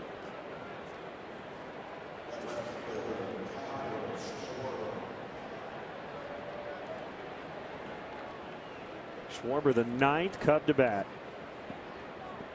here in the 5th. Hurdle's going to get Tekulve up here in a minute.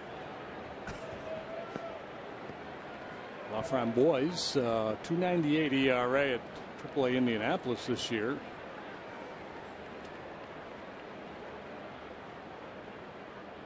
Pitch to Schwarber. Bunted foul with the shift. He was trying to catch Josh Harrison off guard down at third.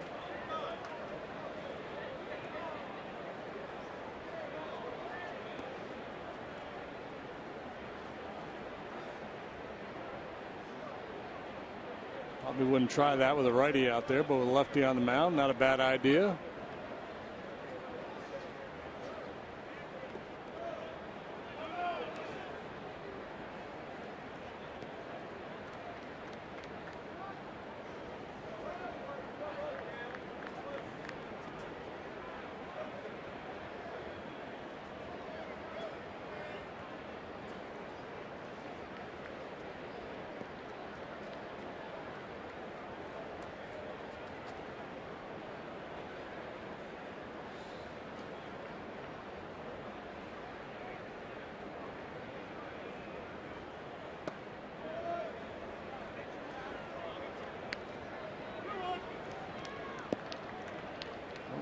Still a lot of baseball yet to be played, but a comfortable lead and an easy win would be nice. 3 one-run games so far in this series. A lot of tight games on this entire road trip. Cubs have lost some games late. On the ground, Walker, Mercer, no double play. Fielder's choice for Schwarber. 1st and 3rd, 1 out. And we talked earlier in the year about Chris Bryant and his surprising speed, and I think National League teams are learning that about Schwarber too. He can get down the line pretty well. Long feed to second base, not an easy double play, but Schwarber scoots pretty well.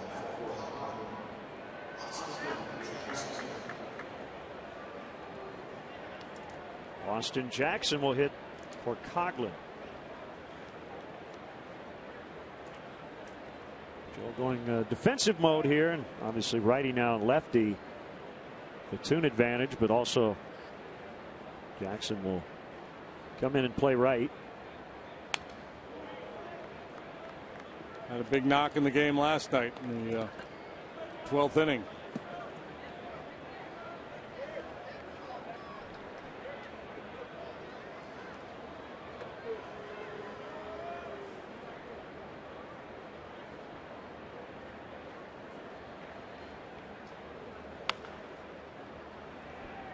Rolled foul. First 6 batters of the inning have scored. How many guys do you know have 2 capital cities in their name? One. That's all I know. Austin, Texas, Jackson, Mississippi.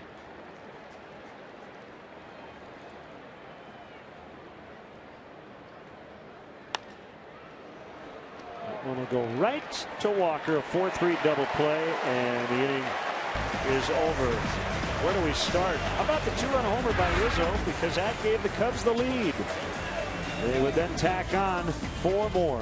9-4 in the 5th.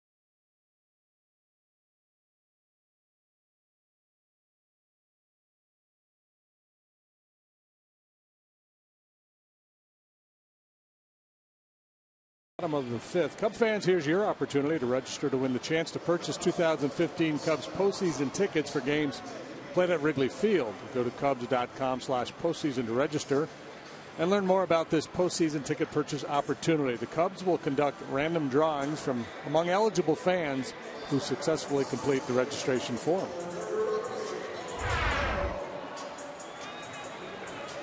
As we thought would happen, Jackson stays in and plays right.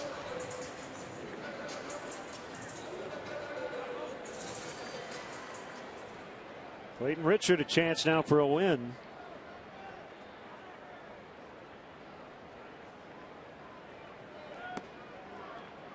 Hard luck loser last time, and now an opportunity to grab one. 1, 2, 3, 4th for him. Ian Rizzo handling the 3 ground balls in the inning.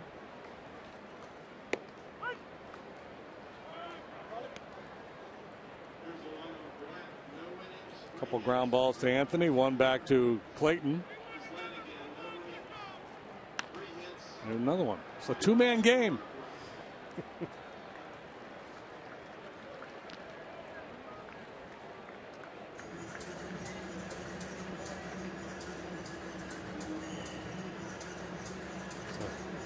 Bad stretch for Clint Hurdle to watch his team give up all those runs while his guys meekly ground back to the mound.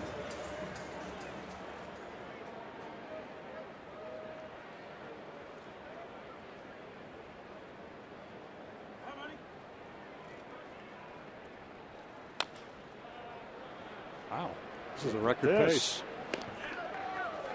The 3 unassisted, 1-3, 3 unassisted, 1-3, 1-3. The plays so far with Richard in the ballgame. Everybody else can just take a break. It's a little PFP he's got going out there.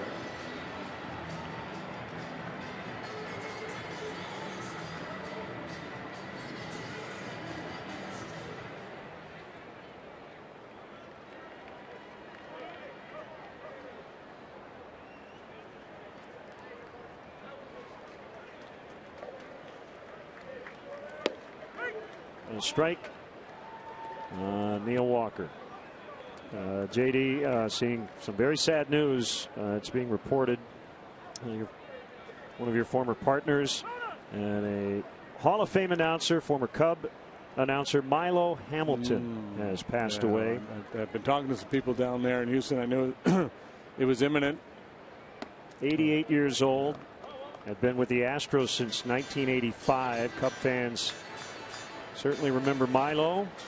He called Hank Aaron's 715th home run. So they just lost Gene Elston the other day too, another Ford Frick Award winner, longtime Astro broadcaster. Condolences to Milo's family. 9-4 Cubs.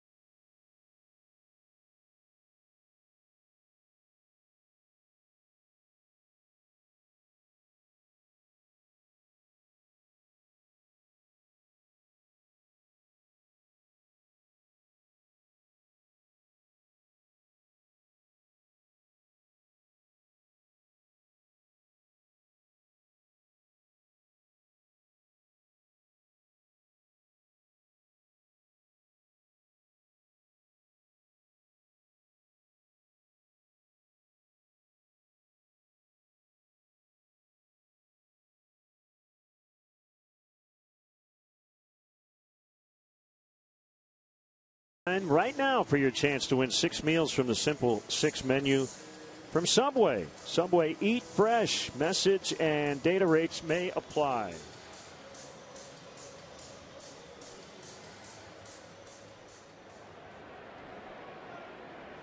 Rizzo had the game-winning sac fly in extras last night. A go-ahead 2-run homer in the 5th today.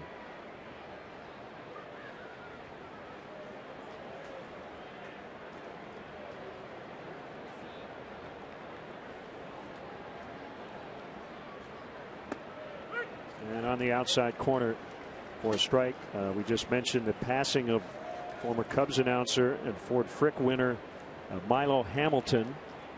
What stood out about his work to you, JD? I think the dramatic calls. He obviously the Hank Aaron home run, but nobody could grasp the moment on radio, especially quite like Milo could. Yeah, well, he's very old school in that regard. That a lot of times, if you were watching the video of what he was calling, it wouldn't necessarily match up. But that's what a lot of old time guys did. They created drama, and they, sometimes the routine ground ball to short would be a lot more than that.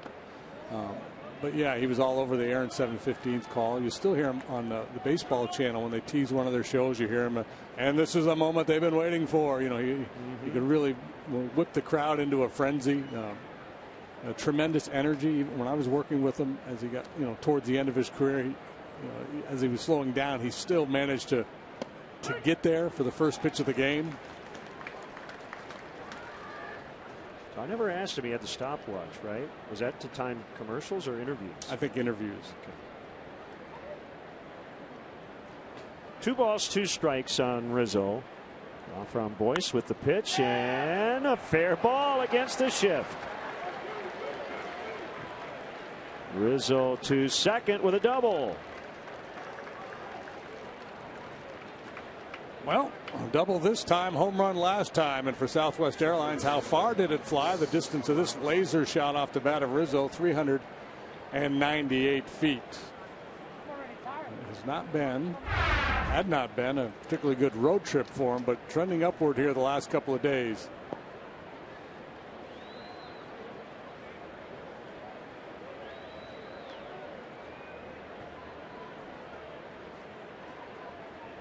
Bryant has 5 hits the last 2 days, including 2 in this ball game, a double and a single in his last 2 trips.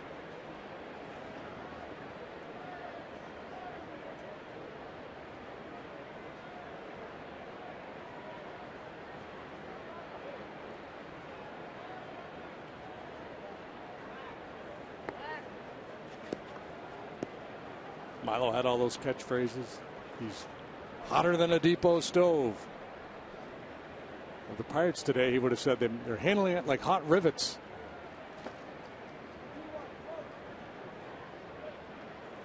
Richard Hidalgo was doggy, right? Mm-hmm. He'd bark and he plays. There was an occasional woof. Nicknamed Glenn Davis the Big Bopper. 2-0 to Bryant. Swing and a miss. He changed him up. I'm sure they'll have a moment of silence tonight before the Astros and Rangers in Arlington, Texas, going for a 4-game sweep in that series. They're now a game and a half ahead of the Astros after winning the first 3 games of that series. Yeah, and they jumped all over Dallas Keuchel in the ball game yesterday.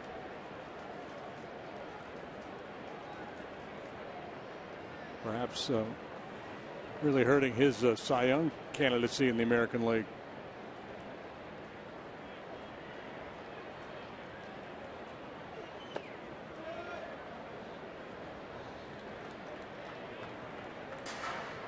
Harry had holy cow, Jack had hey hey, and Milo had holy Toledo.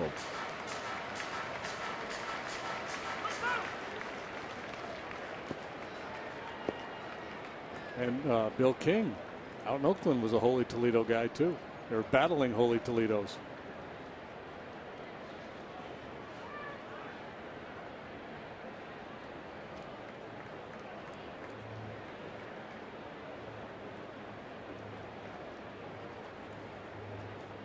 They have to develop a holy Middletown on Kyle Schwarber home runs. Like another Ohio town. 3-2. He walked him. One of the most famous calls in baseball history. Here's Milo. Here's the pitch by Downing. Swinging. There's a drive into left center field. That ball is going to be out of here. It's gone. It's 7:15. There's a new home run champion of all time, and it's Henry Aaron. The fireworks are going. Yep, that was his signature call back in 1974.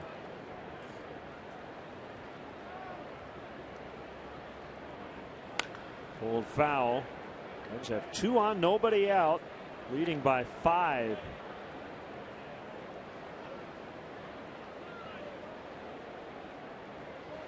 Probably have enough, but why not get more?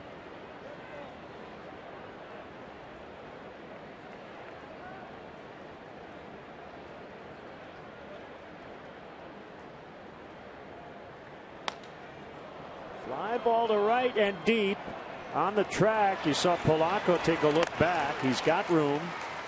Rizzo tags and moves to third. And once again, let's step aside and see what's coming up on WGN.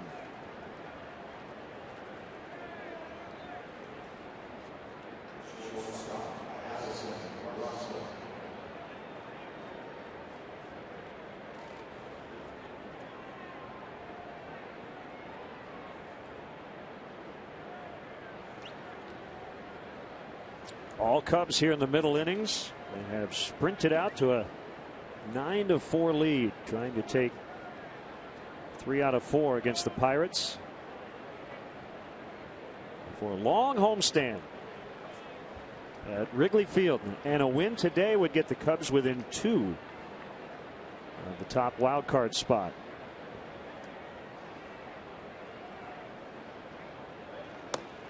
Russell shows bunt.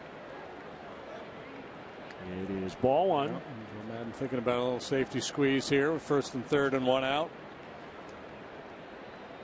And obviously you're always looking to score more. You're still only in the 6th inning, but Joe would love to, just give his high leverage guys a day off here after a 12-inning game last night. He would prefer not to use Strop, Rodney, probably Rondon not available.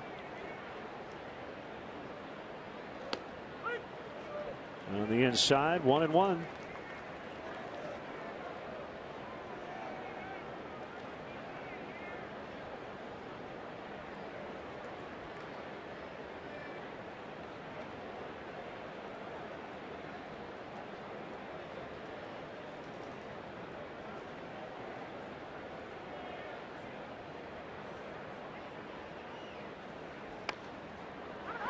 A defensive looking bunt, barehanded play, save. Rizzo got in.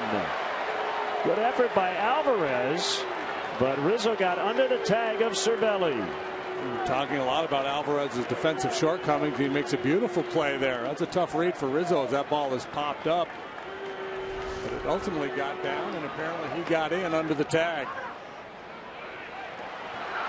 Scoop toss, underhand a little high. Cervelli had to reach up for it.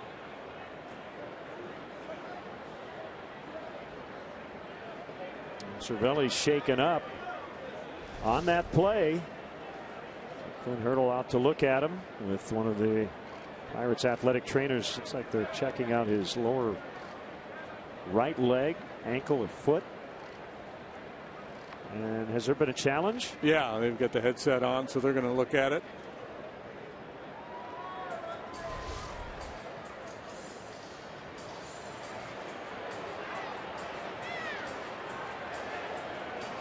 Looks like the foot got in. I haven't seen anything definitive. Certainly nothing that would think that they would overturn it.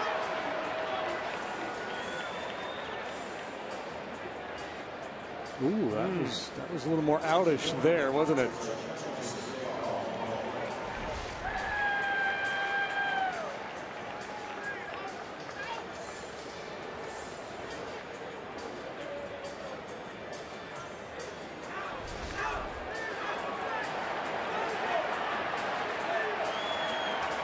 That one, it looked like, it kind of went frame by frame there. It looked like the tag was applied just before Anthony got to the base.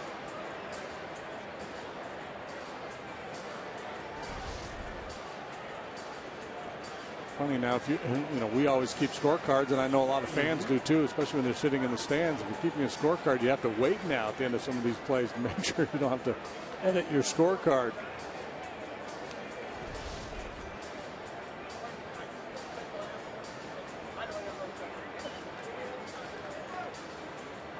His front foot never got to the plate. That was the key. If his front foot had been on the plate instead of out in front of it, I think he beats the tag. Looks like the call has been made in New York. And they have overturned it. Another 3-2.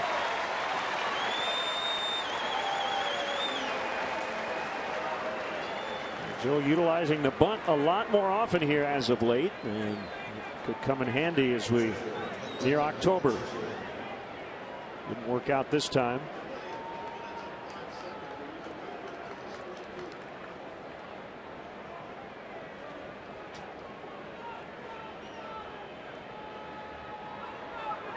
Two outs in the inning. Here's Richard. He doubled in 2 and scored in the 5th.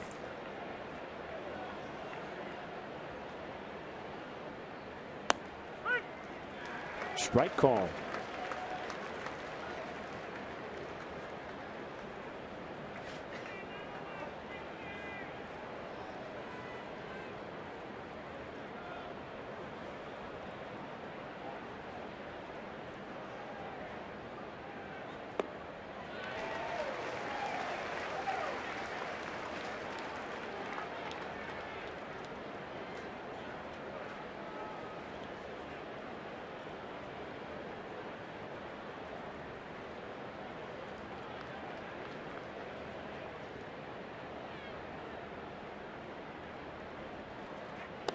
Swing and a miss to end the inning.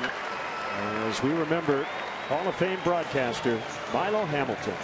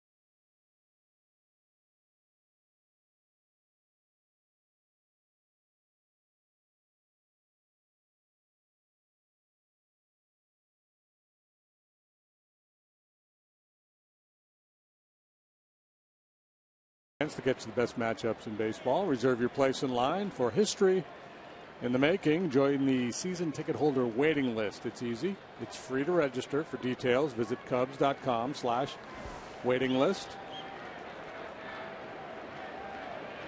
Cubs leading big 9-4. Jordy Mercer 2 for 2. Came in for Gong, who got hurt in the top of the first inning. 6 batters against Richard. They have not hit the ball out of the infield. That is still the case. Backhanded play, Russell, and a dig by Rizzo. Good work on both ends. Deep short, low throw, well picked. You know how I know Rizzo liked that throw? Because he dug it. He did dig it.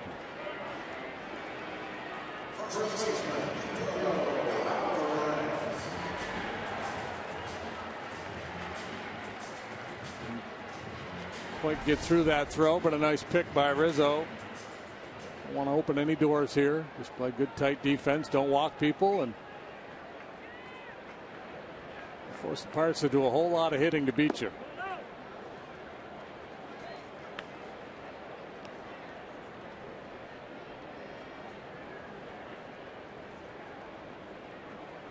He's a well-grounded individual.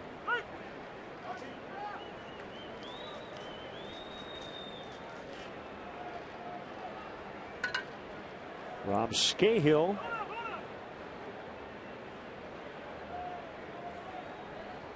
As Chicago ties, he's up in the Pirate bullpen. And I don't mean neckties with the skyline. I mean he's from the area.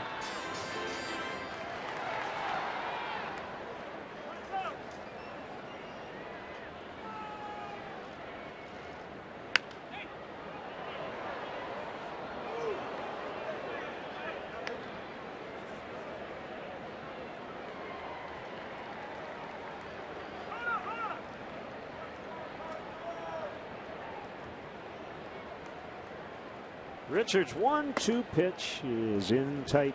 Yeah, that's the thing about Richards. You see that sinker is 91 to 93, but every now and then he can turn one loose when he decides to go four-seamer up. Yeah, that one 95. Sharply hit on the ground out into left center. Schwarber will collect it. Alvarez 2 for 3. Got another ground ball. This time Alvarez able to find a hole. Sharply hit ground ball.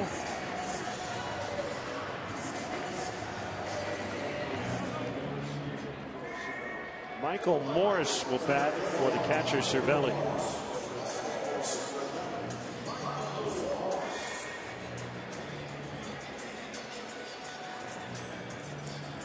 Once again, congrats to Mark Johnson and the Myrtle Beach Pelicans for winning the Mills Cup. That's the Carolina League Championship. They swept Wilmington. And also we want to give a plug to their media relations manager and fine play-by-play broadcaster Nathan Barnett. Nathan, thanks for all your great help and leadoff man reports. Out of the left center again. This time it's Morse. First and second for the Pirates with one out.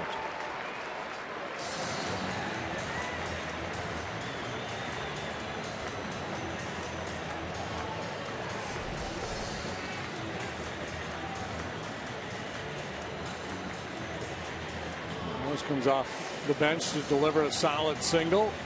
It's not willing to go down without a fight here. He's off the bench. 3 for 4 today for the Pirates. Mercer and Morse. And Morser, if you just like to combine them. Still waiting further updates on Jung Ho Gong, the Pirate shortstop who was hurt earlier in the ball game. We know it's a knee. We just don't know the severity of it. It kind of looked like done for the year as he came off the field, but we'll find out either later on in this game or later on today.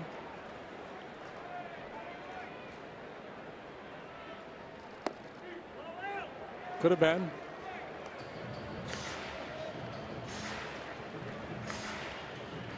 The Pirates trailed this game 3-0 going to the bottom of the second. Snyder, Polanco, and Alvarez homered over the next 2 innings to chase Kyle Hendricks. So they had a very brief lead. It's Justin Grimm. Biggest inning of this series, though, a 6-run, 10-batter 5th inning for the Cubs. Line and caught in a double play, and it would have been a triple play had there been nobody out. Inning over. 9-4 Cubs.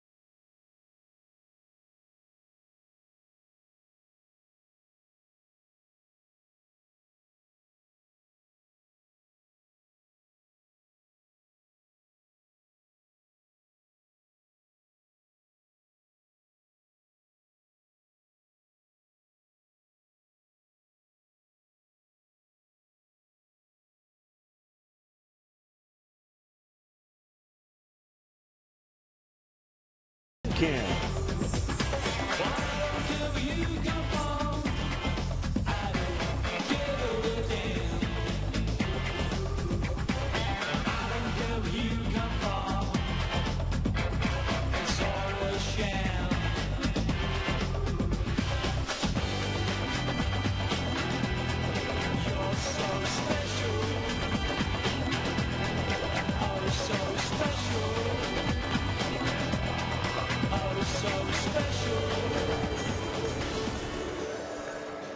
Groovy Train, that's the farm. Here is Chicago area native Rob Scahill. 26 appearances for the Pirates this year, and he's been effective. A .230 earned run average. Product of Willowbrook High School in Villa Park, Illinois, and then went to Bradley University. 8th rounder of the Rockies, 2009. Chris Stewart now catching.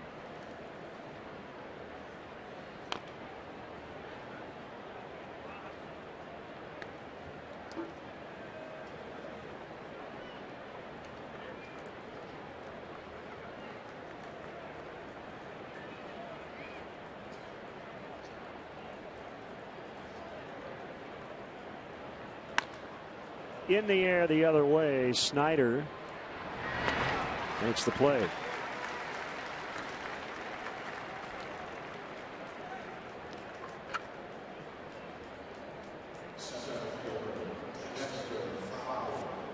Here comes Dexter Fowler. 9-4 Cubs in the 7th.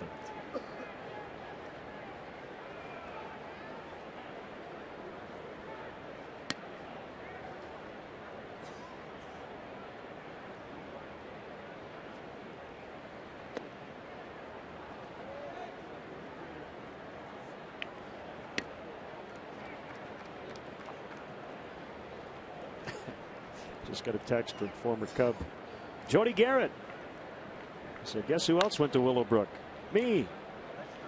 Good to hear from Jody as Fowler grounds out.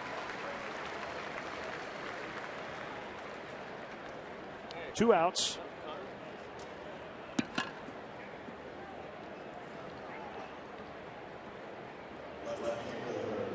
Scahill missed some time with forearm tightness earlier this year. Was dispatched to the DL. This is his first year with the Pirates.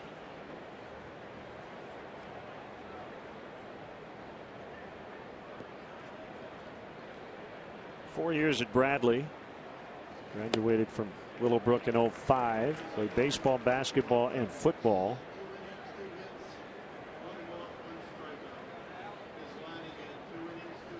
Hometown listed as Lombard.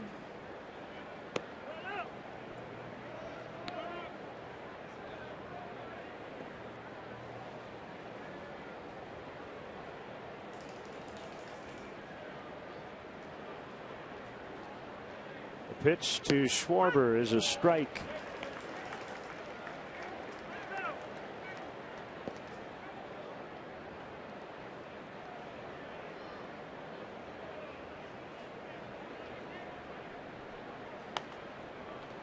Ground ball. That is Mercer to make the play. Stretch time in Pittsburgh. All Cubs 9-4.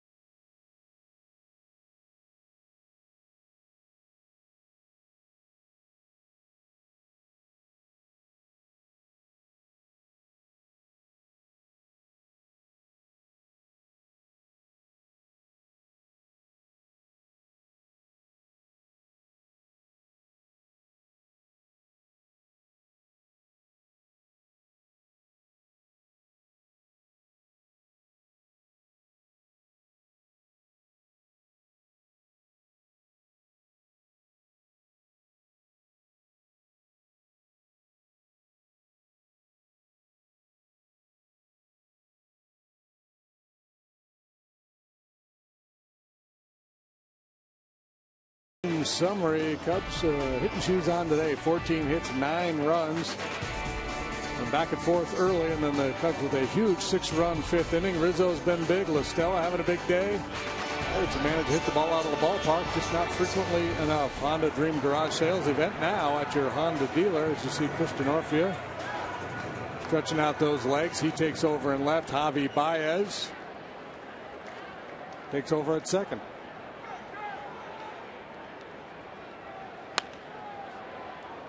Harrison fouls. Richard has been terrific.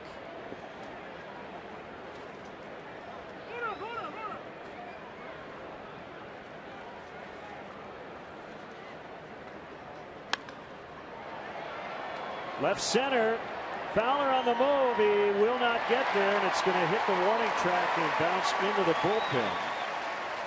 And a book rule double.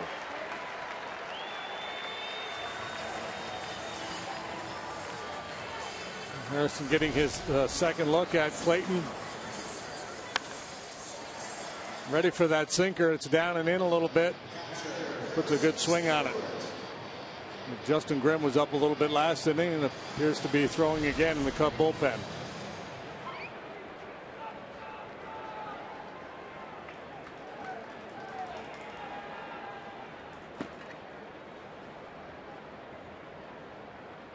I mentioned earlier that Joe would like to stay away from Rodney and Strop and Rondon, but if the situation calls for it, he'll pull the trigger. And again, I don't know about Rondon. He threw a lot of pitches last night. Yeah, I can't imagine he would use Hector today.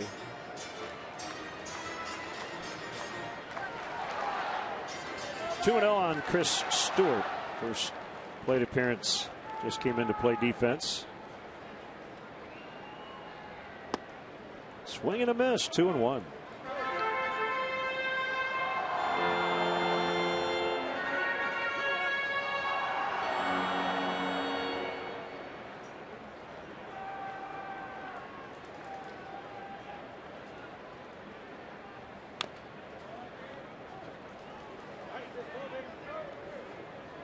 Cardinals come to town. 1:20 ball game tomorrow. Dan Herron, the birthday boy, will pitch for the Cubs tomorrow. Lance Lynn.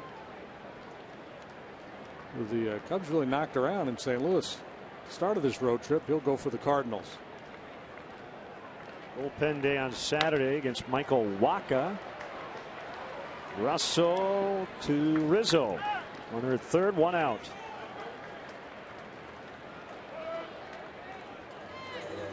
Carlos Martinez, John Lester on Sunday.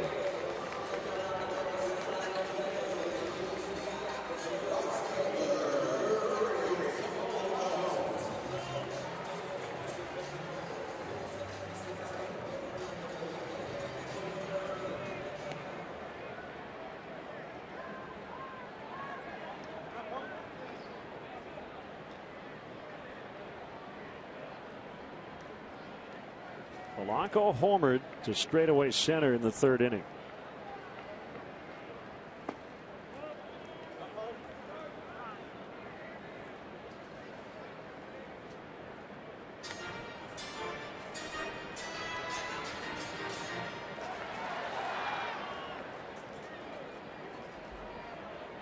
The Pirates have pitched so well this year. 4 has been a really good number for them. They've got 4 runs in this ball game. They're 69-13. And they score at least 4 runs. They're down by 5 today. Right field and deep. And he just missed a home run. It's going to be a long single to knock in Harrison. 9-5. Polanco with his second RBI hit of this ball game. Yeah, when they start to elevate against Clayton Richard, that usually is an indication that you're getting a pretty good measure. Maybe he's getting fatigued and leaving some pitches up. Joe Madden's going to make the move to the bullpen, bring Justin Grimm in here. A couple of knocks, but a line-out double play to end the 6th, but double and near home run here in the 7th. The Pirates have scored another run. We are required to say yeoman's work by Clayton Richard as he exits.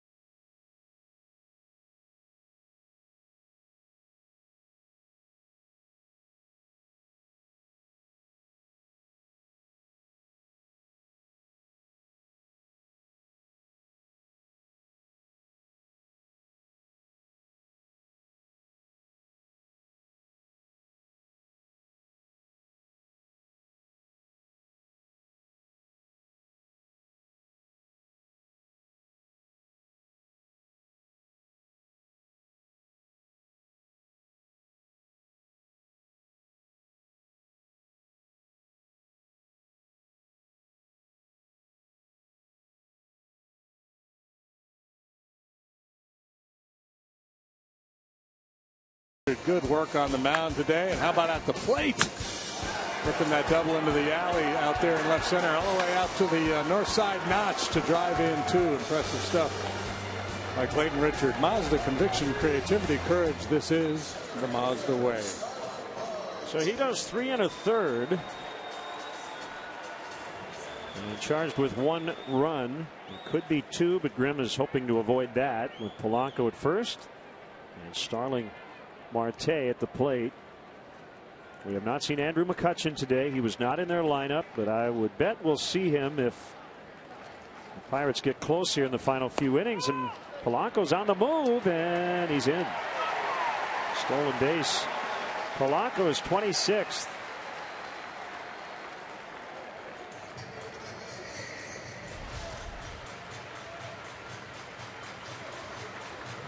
Pretty aggressive play by the Pirates. Down 4. But he got away with it. Boy, quick tag by Baez. He's got such quick hands.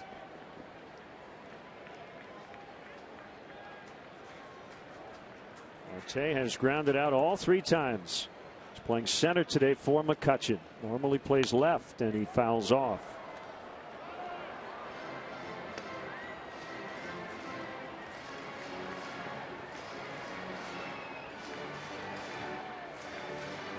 Double digits in hits for both teams. The Cubs have 14. The Pirates have 10.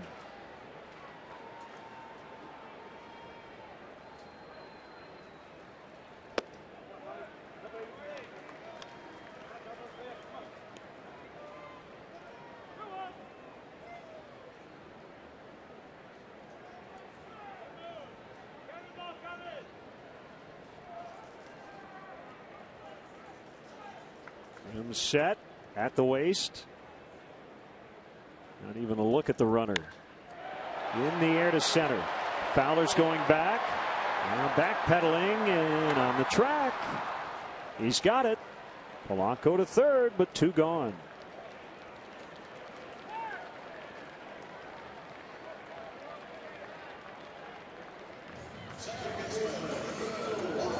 Good swing by Marte, but I hang with him. He's 0 for 4 now this afternoon as Travis Wood gets ready in the Cub bullpen.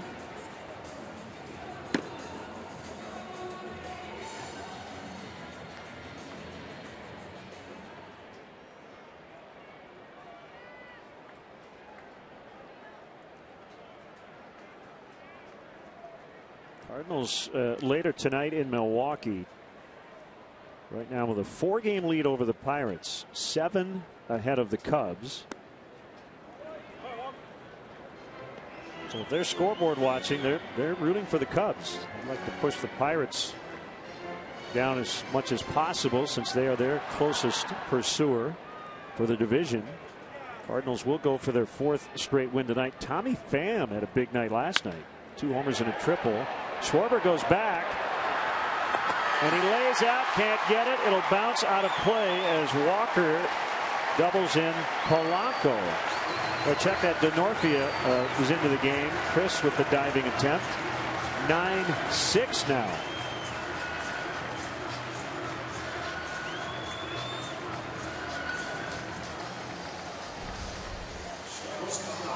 Walker just missed hitting a home run to left field in the ball game yesterday. This time a line shot over the head of Denorfia. He sells out trying to make a play, but nobody's going to get that one.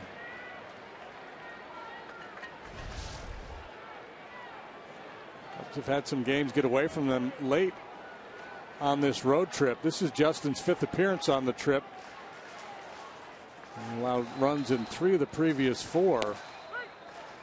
Including a 5-run outing the other day in Philadelphia. They were unearned, but he was not sharp. Walked 3.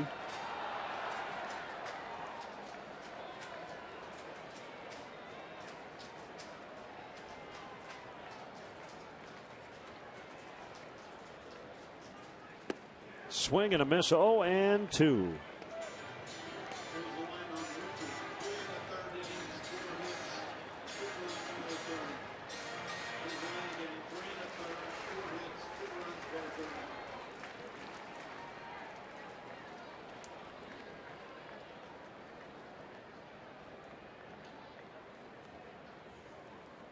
Swing and a miss. He got him on the curve. Inning over. They do get a couple. It's 9-6 as we go to the 8th.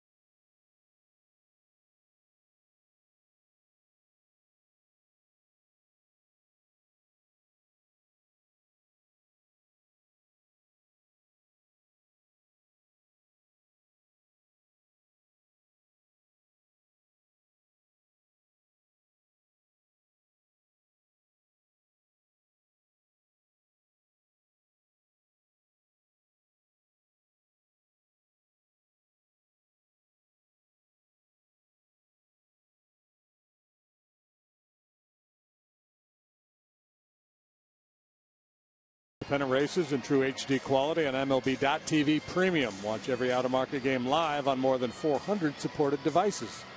Real-time highlights, live look-ins, pitch tracking widget, and more. Visit MLB.TV today. 9-6 Cubs.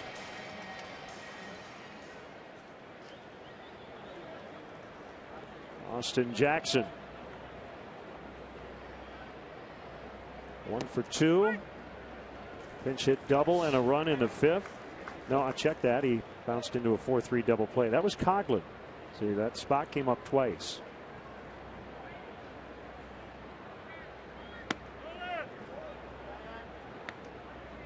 I guess that's good when I get confused looking at my scorecard and the Cubs offensive innings. It was a power-packed 5th inning. 6 runs on 7 hits. 1 and 2.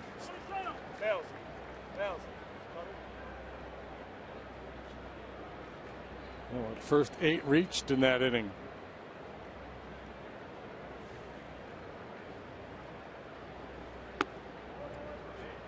Five different Cubs with 2 hits this afternoon.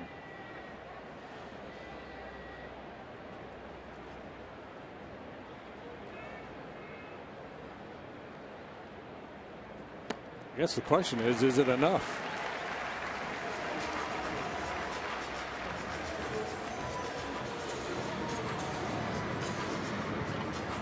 Cahill, his first strikeout. Am I supposed to answer that one? No, that was just a building drama for the final couple innings here.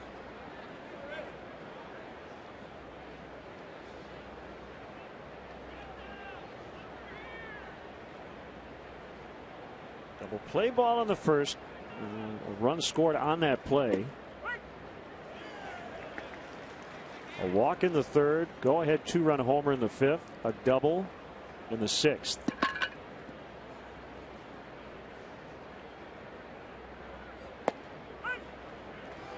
Oh, 2 on Anthony.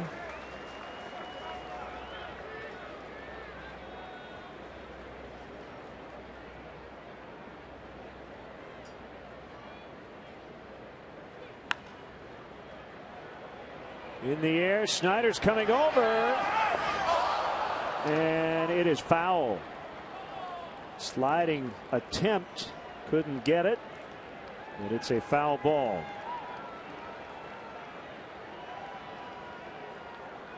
Yeah, a long way to go with Rizzo batting, and Snyder almost got there.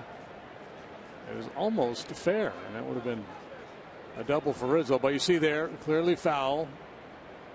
Wait a minute, you gave me two almosts. Doesn't that make a double negative? Was? Double. It's a half. Two halves make a whole, so I think it should have been fair, and he didn't catch it.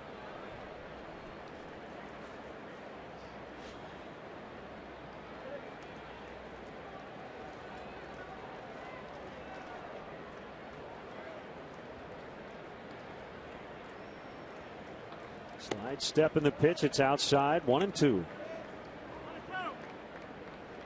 Pirates drawing a little over 30,000 per game here this year. Attendance is up. 28,228 in the house today. One other matinee going on. The A's and the White Sox are playing in Chicago. It's 1-1. Mike Olt, former Cub, has homered for the White Sox. Attaboy, Mike. Good guy. Wish him well. Yeah. That's 2 in 2 days for Olt. On a hop in the outfield, Walker gets Rizzo.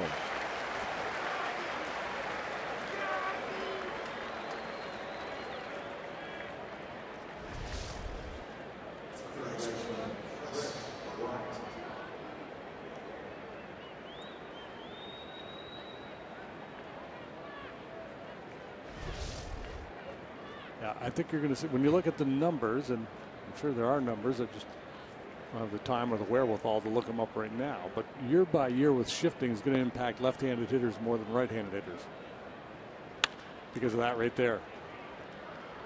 That gets by both defenders, and Bryant's going to try to make second, and he's in. Scahill, the pitcher, actually got there to apply the tag, but it was late. Boy, that's the way to play the game right there. Third hit of the day, fourth time on base. He had 3 knocks yesterday. It should be a double. Yeah, absolutely. A hustle double for Chris Bryant. As the Cubs look to push that lead a little bit. Perfectly placed tweener got a piece of at least one, if not 2 of those Pirate infielders, and Bryant eye on the ball all the time. 4 reaches.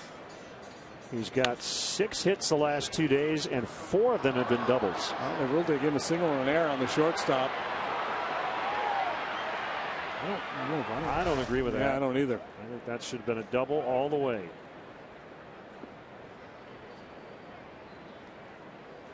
But anyway, so the left-handed pull hitters are going to be impacted more with the shifting because you can stick that right fielder out there in shallow right field and throw a guy out. You can't put your shortstop in shallow left field and throw out a right-handed hitter.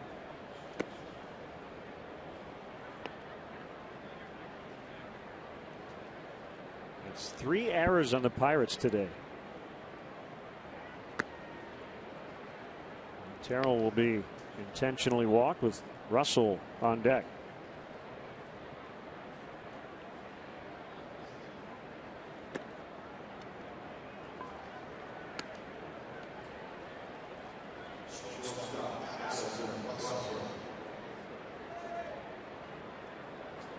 This game feels like one of those Friday the 13th movies, you know, where Jason just keeps coming back. You finally want to finish him off. This would be a good chance to finish off Jason here.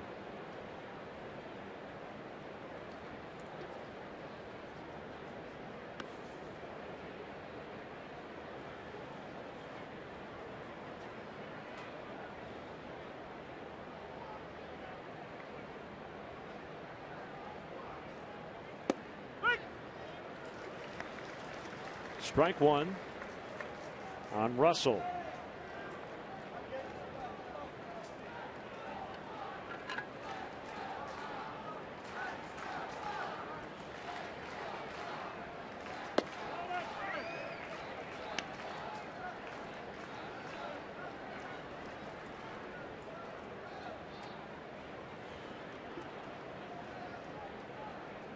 And we almost saw a Scahill-Cahill matchup.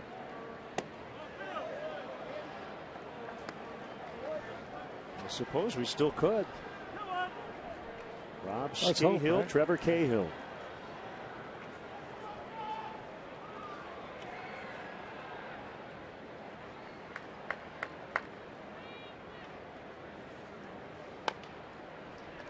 Back to the pitcher to end the inning. Cubs leave a couple. We go to the bottom of the 8th inning. It's 9-6 Cubs.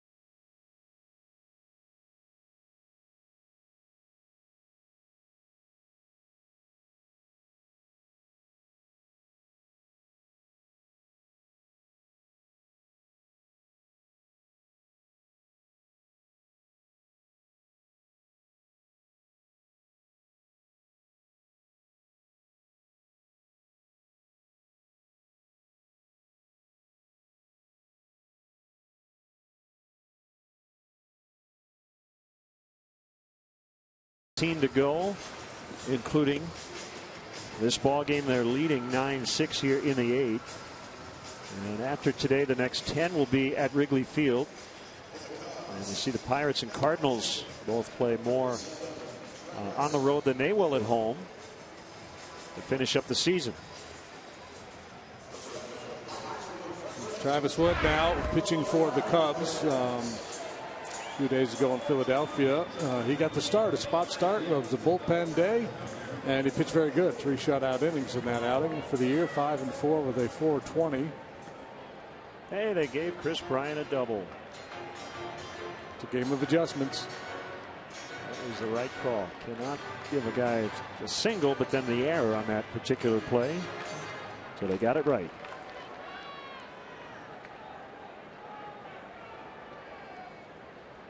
Wood to Alvarez. Sean Rodriguez on deck. A ball game in Philadelphia. Travis went 3 innings, allowed 3 hits, no runs, didn't walk anybody, and struck out 5.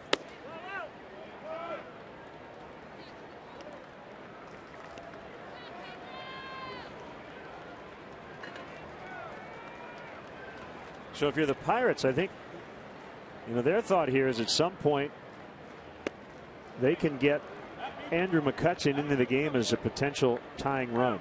So he's kind of waiting and looming. And if you're the Cubs bullpen, you're trying to avoid that situation.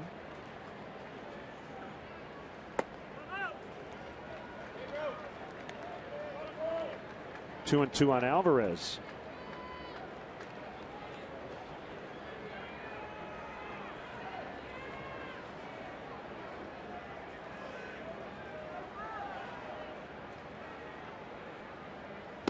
Swing and a miss. He struck him out.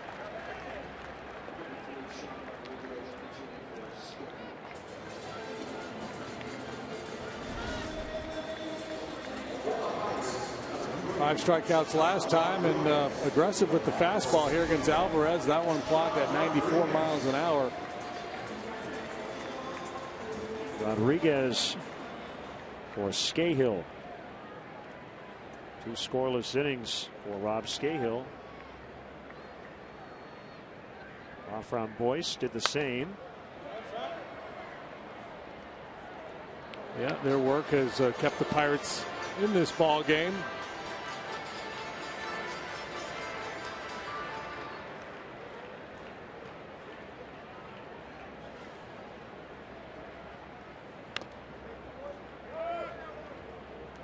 And Hurdle also has a Ramos Ramirez on his bench. He's looking for a dangerous bat in a big situation here.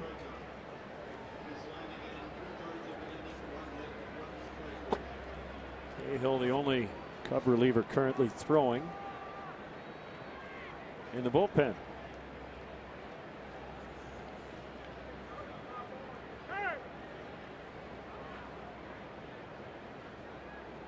Right back at it tomorrow at home against the Cardinals.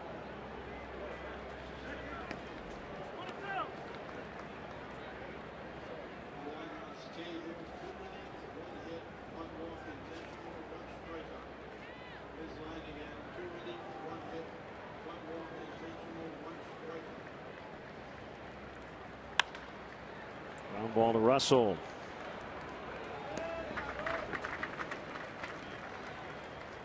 It's interesting watching Russell field that ball, aggressively. He charges everything pretty much. And some infielders, and Castro's had this problem, and Chris Bryant at times earlier in the year, they get into that routine where they'll pat the ball and the glove together, and it'll cost them some extra time. Watch what Russell does here. Very conscious effort to make sure that doesn't happen. Gets it quickly and then pulls it out of his glove almost prematurely to make sure he doesn't fall into that bad habit.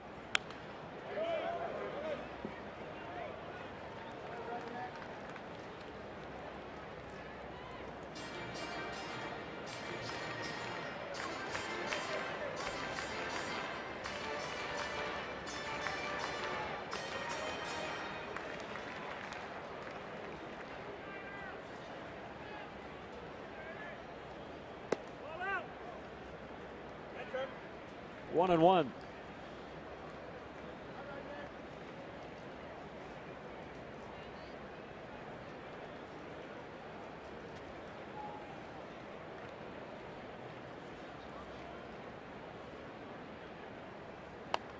Off the end of the bat, and he shot it right into the home dugout. Over Clint Hurdle's head. Clint just picked it up and tossed it to a fan in the front row.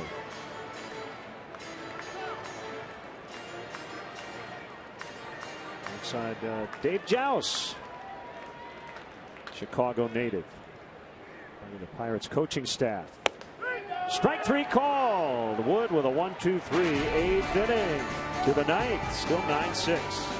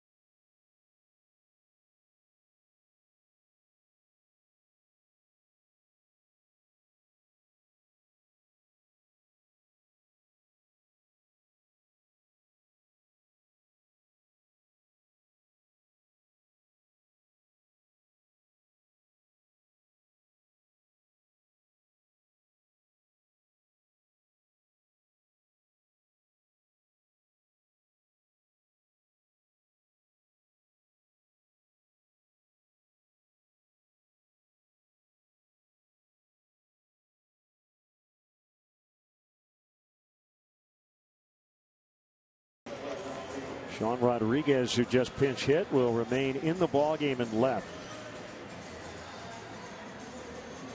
And Vance Worley, who Pitched the 12th inning last night for the Pirates. Gave up a run, took the loss. We'll work the 9th here today. He allowed 1 run on 2 hits. Suffered his 6th loss to go along with 4 wins. A 3.86 ERA for Worley, who's working for the 22nd time. Big guy, 6'2", 250, throws across the body. So Travis Wood will take the at bat. After a 1-2 3/8.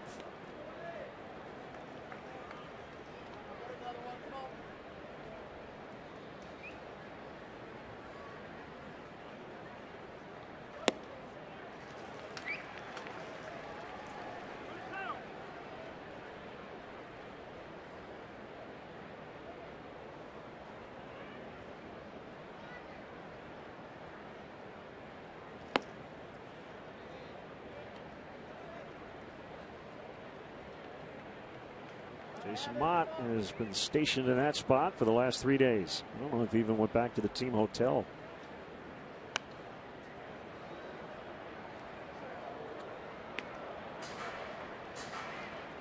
So with Travis Wood, a pitcher who has home run power at the plate. Should mention Jake Peavy homered last night in the Giants' 5-3 win over the Reds.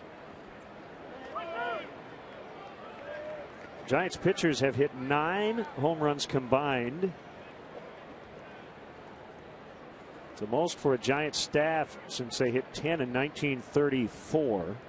Although I don't believe Madison Bumgarner was part of that particular staff in New York in 34. No, probably not. How many does he have this year? He's got to have about half of those, doesn't he? Tim Hudson got one a start or 2 ago.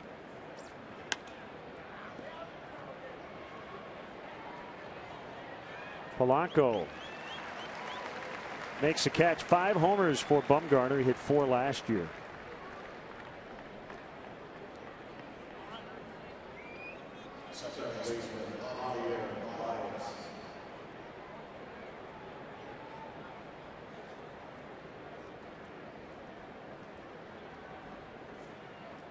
Hal Schumacher hit 6 home runs for the 34 Giants. Prince Hal. Ground ball under the glove of Worley, but Walker and safe. Alvarez tried to get him on the tag, and no argument from him to Chad Fairchild. So Baez is on.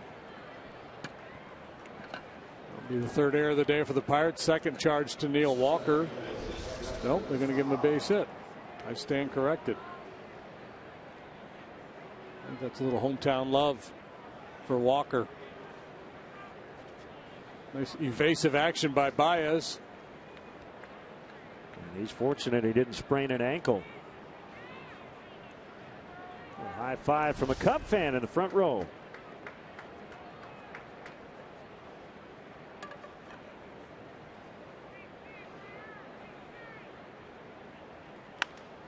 Fowler pops it up. That is Mercer in foul territory to make the catch. One adjustment we broadcasters have had to make over the last 2 or 3 years is trying to identify which infielder it is in a shift going after foul pop-ups.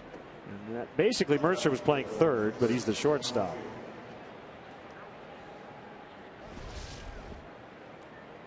And I would love to tell you that I survey the entire infield before every pitch to figure out who's playing where, but I don't.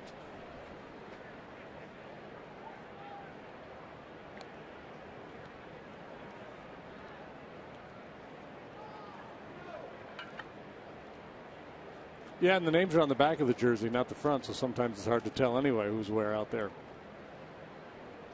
when they go into their shift. Baez takes off. Denorfia fouls. Denorfia a knock off Worley last night to get the winning rally started.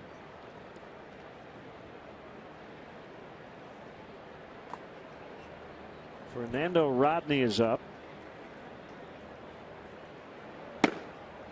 Yeah, I think of all the things Clint Hurdle could be disappointed about today, I think his defense would be #1 on his list. Up the middle and a base hit.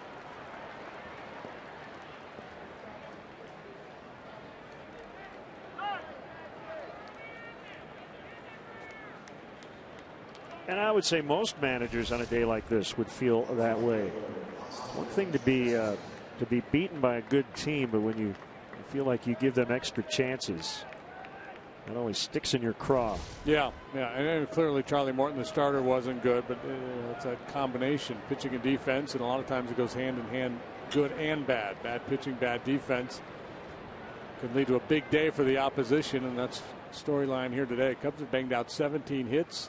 Pirates have been committed 2 errors, but there's been a number of other misplays.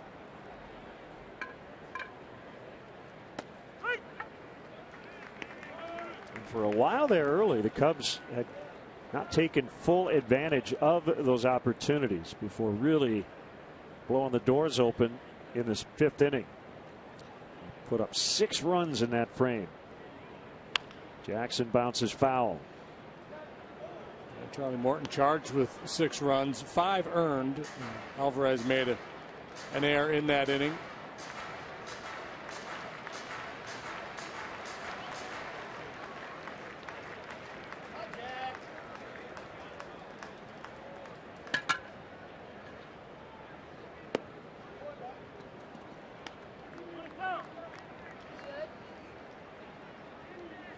One ball, 2 strike count on Jackson.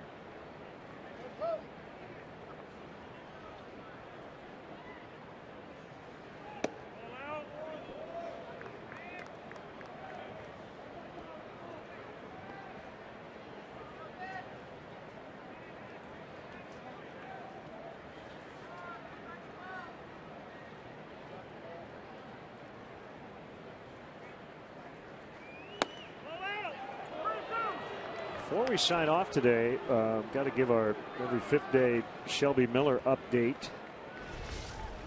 Another winless start for him last night. It was a 9-1 loss to the Blue Jays. He did not get out of the 4th. That's 22 consecutive winless starts and 14 losses in a row for Shelby Miller. Out into right center, caught by Polanco.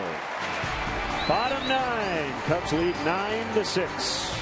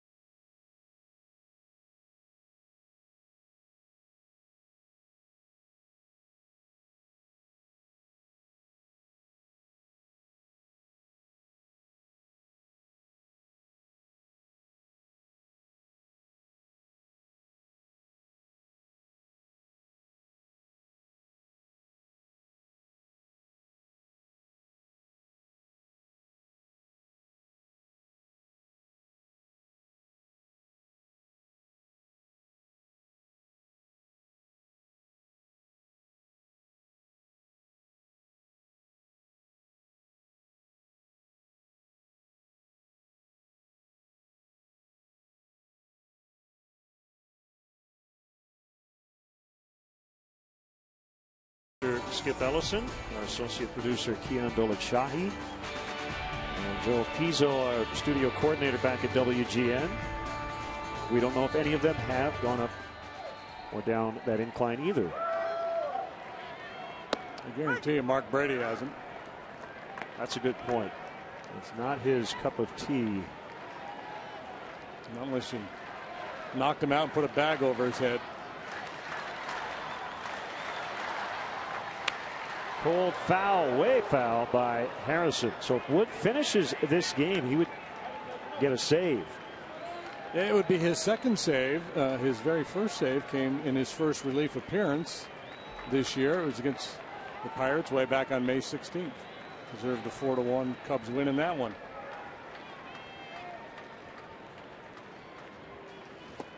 Swing and a miss, strike three. Montero to Rizzo, 1 out.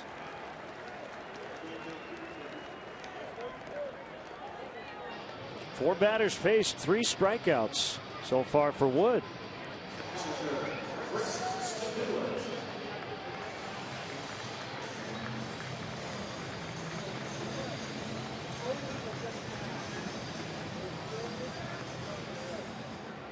About an hour after this game ends, the Cubs will head to the airport, jump on the charter, return home to start a homestand with the Cardinals tomorrow afternoon. And barring a big comeback here by the Pirates, they will be just 2 games behind Pittsburgh for that first wild card spot.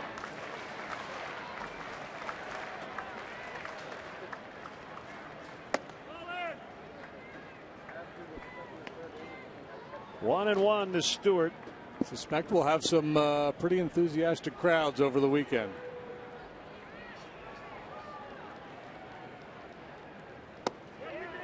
He went around.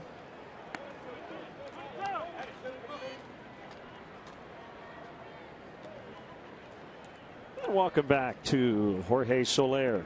Activated off the DL today. Returns from his minor league rehab assignment with Myrtle Beach. Swing and a miss. Back-to-back Ks to start the 9th.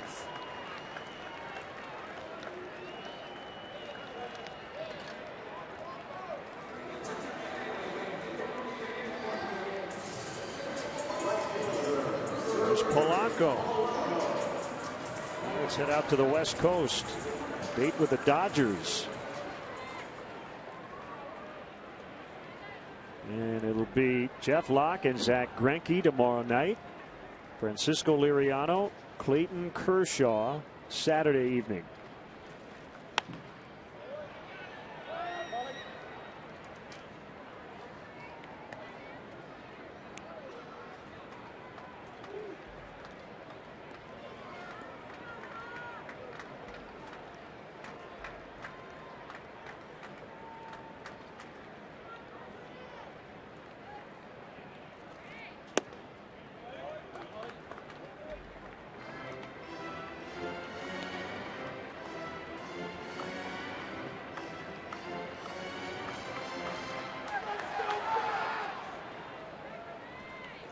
One ball, one strike.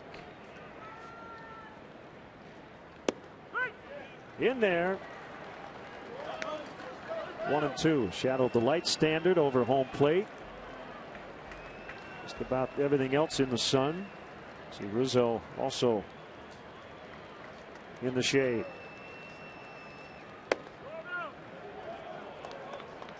Two and two. These two teams will meet in Chicago at the end of the Cubs' next homestand. September 25, 6, and 7. And then the Pirates come home for Cardinals Reds to finish the season. Swing and a miss. He just struck out the side. Cubs win. Cubs win 9-6 the final.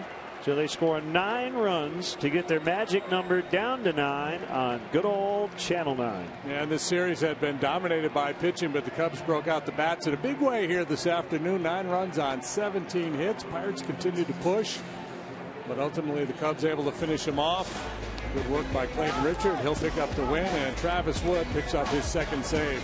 Back home we go, and we'll have more from Pittsburgh in a moment.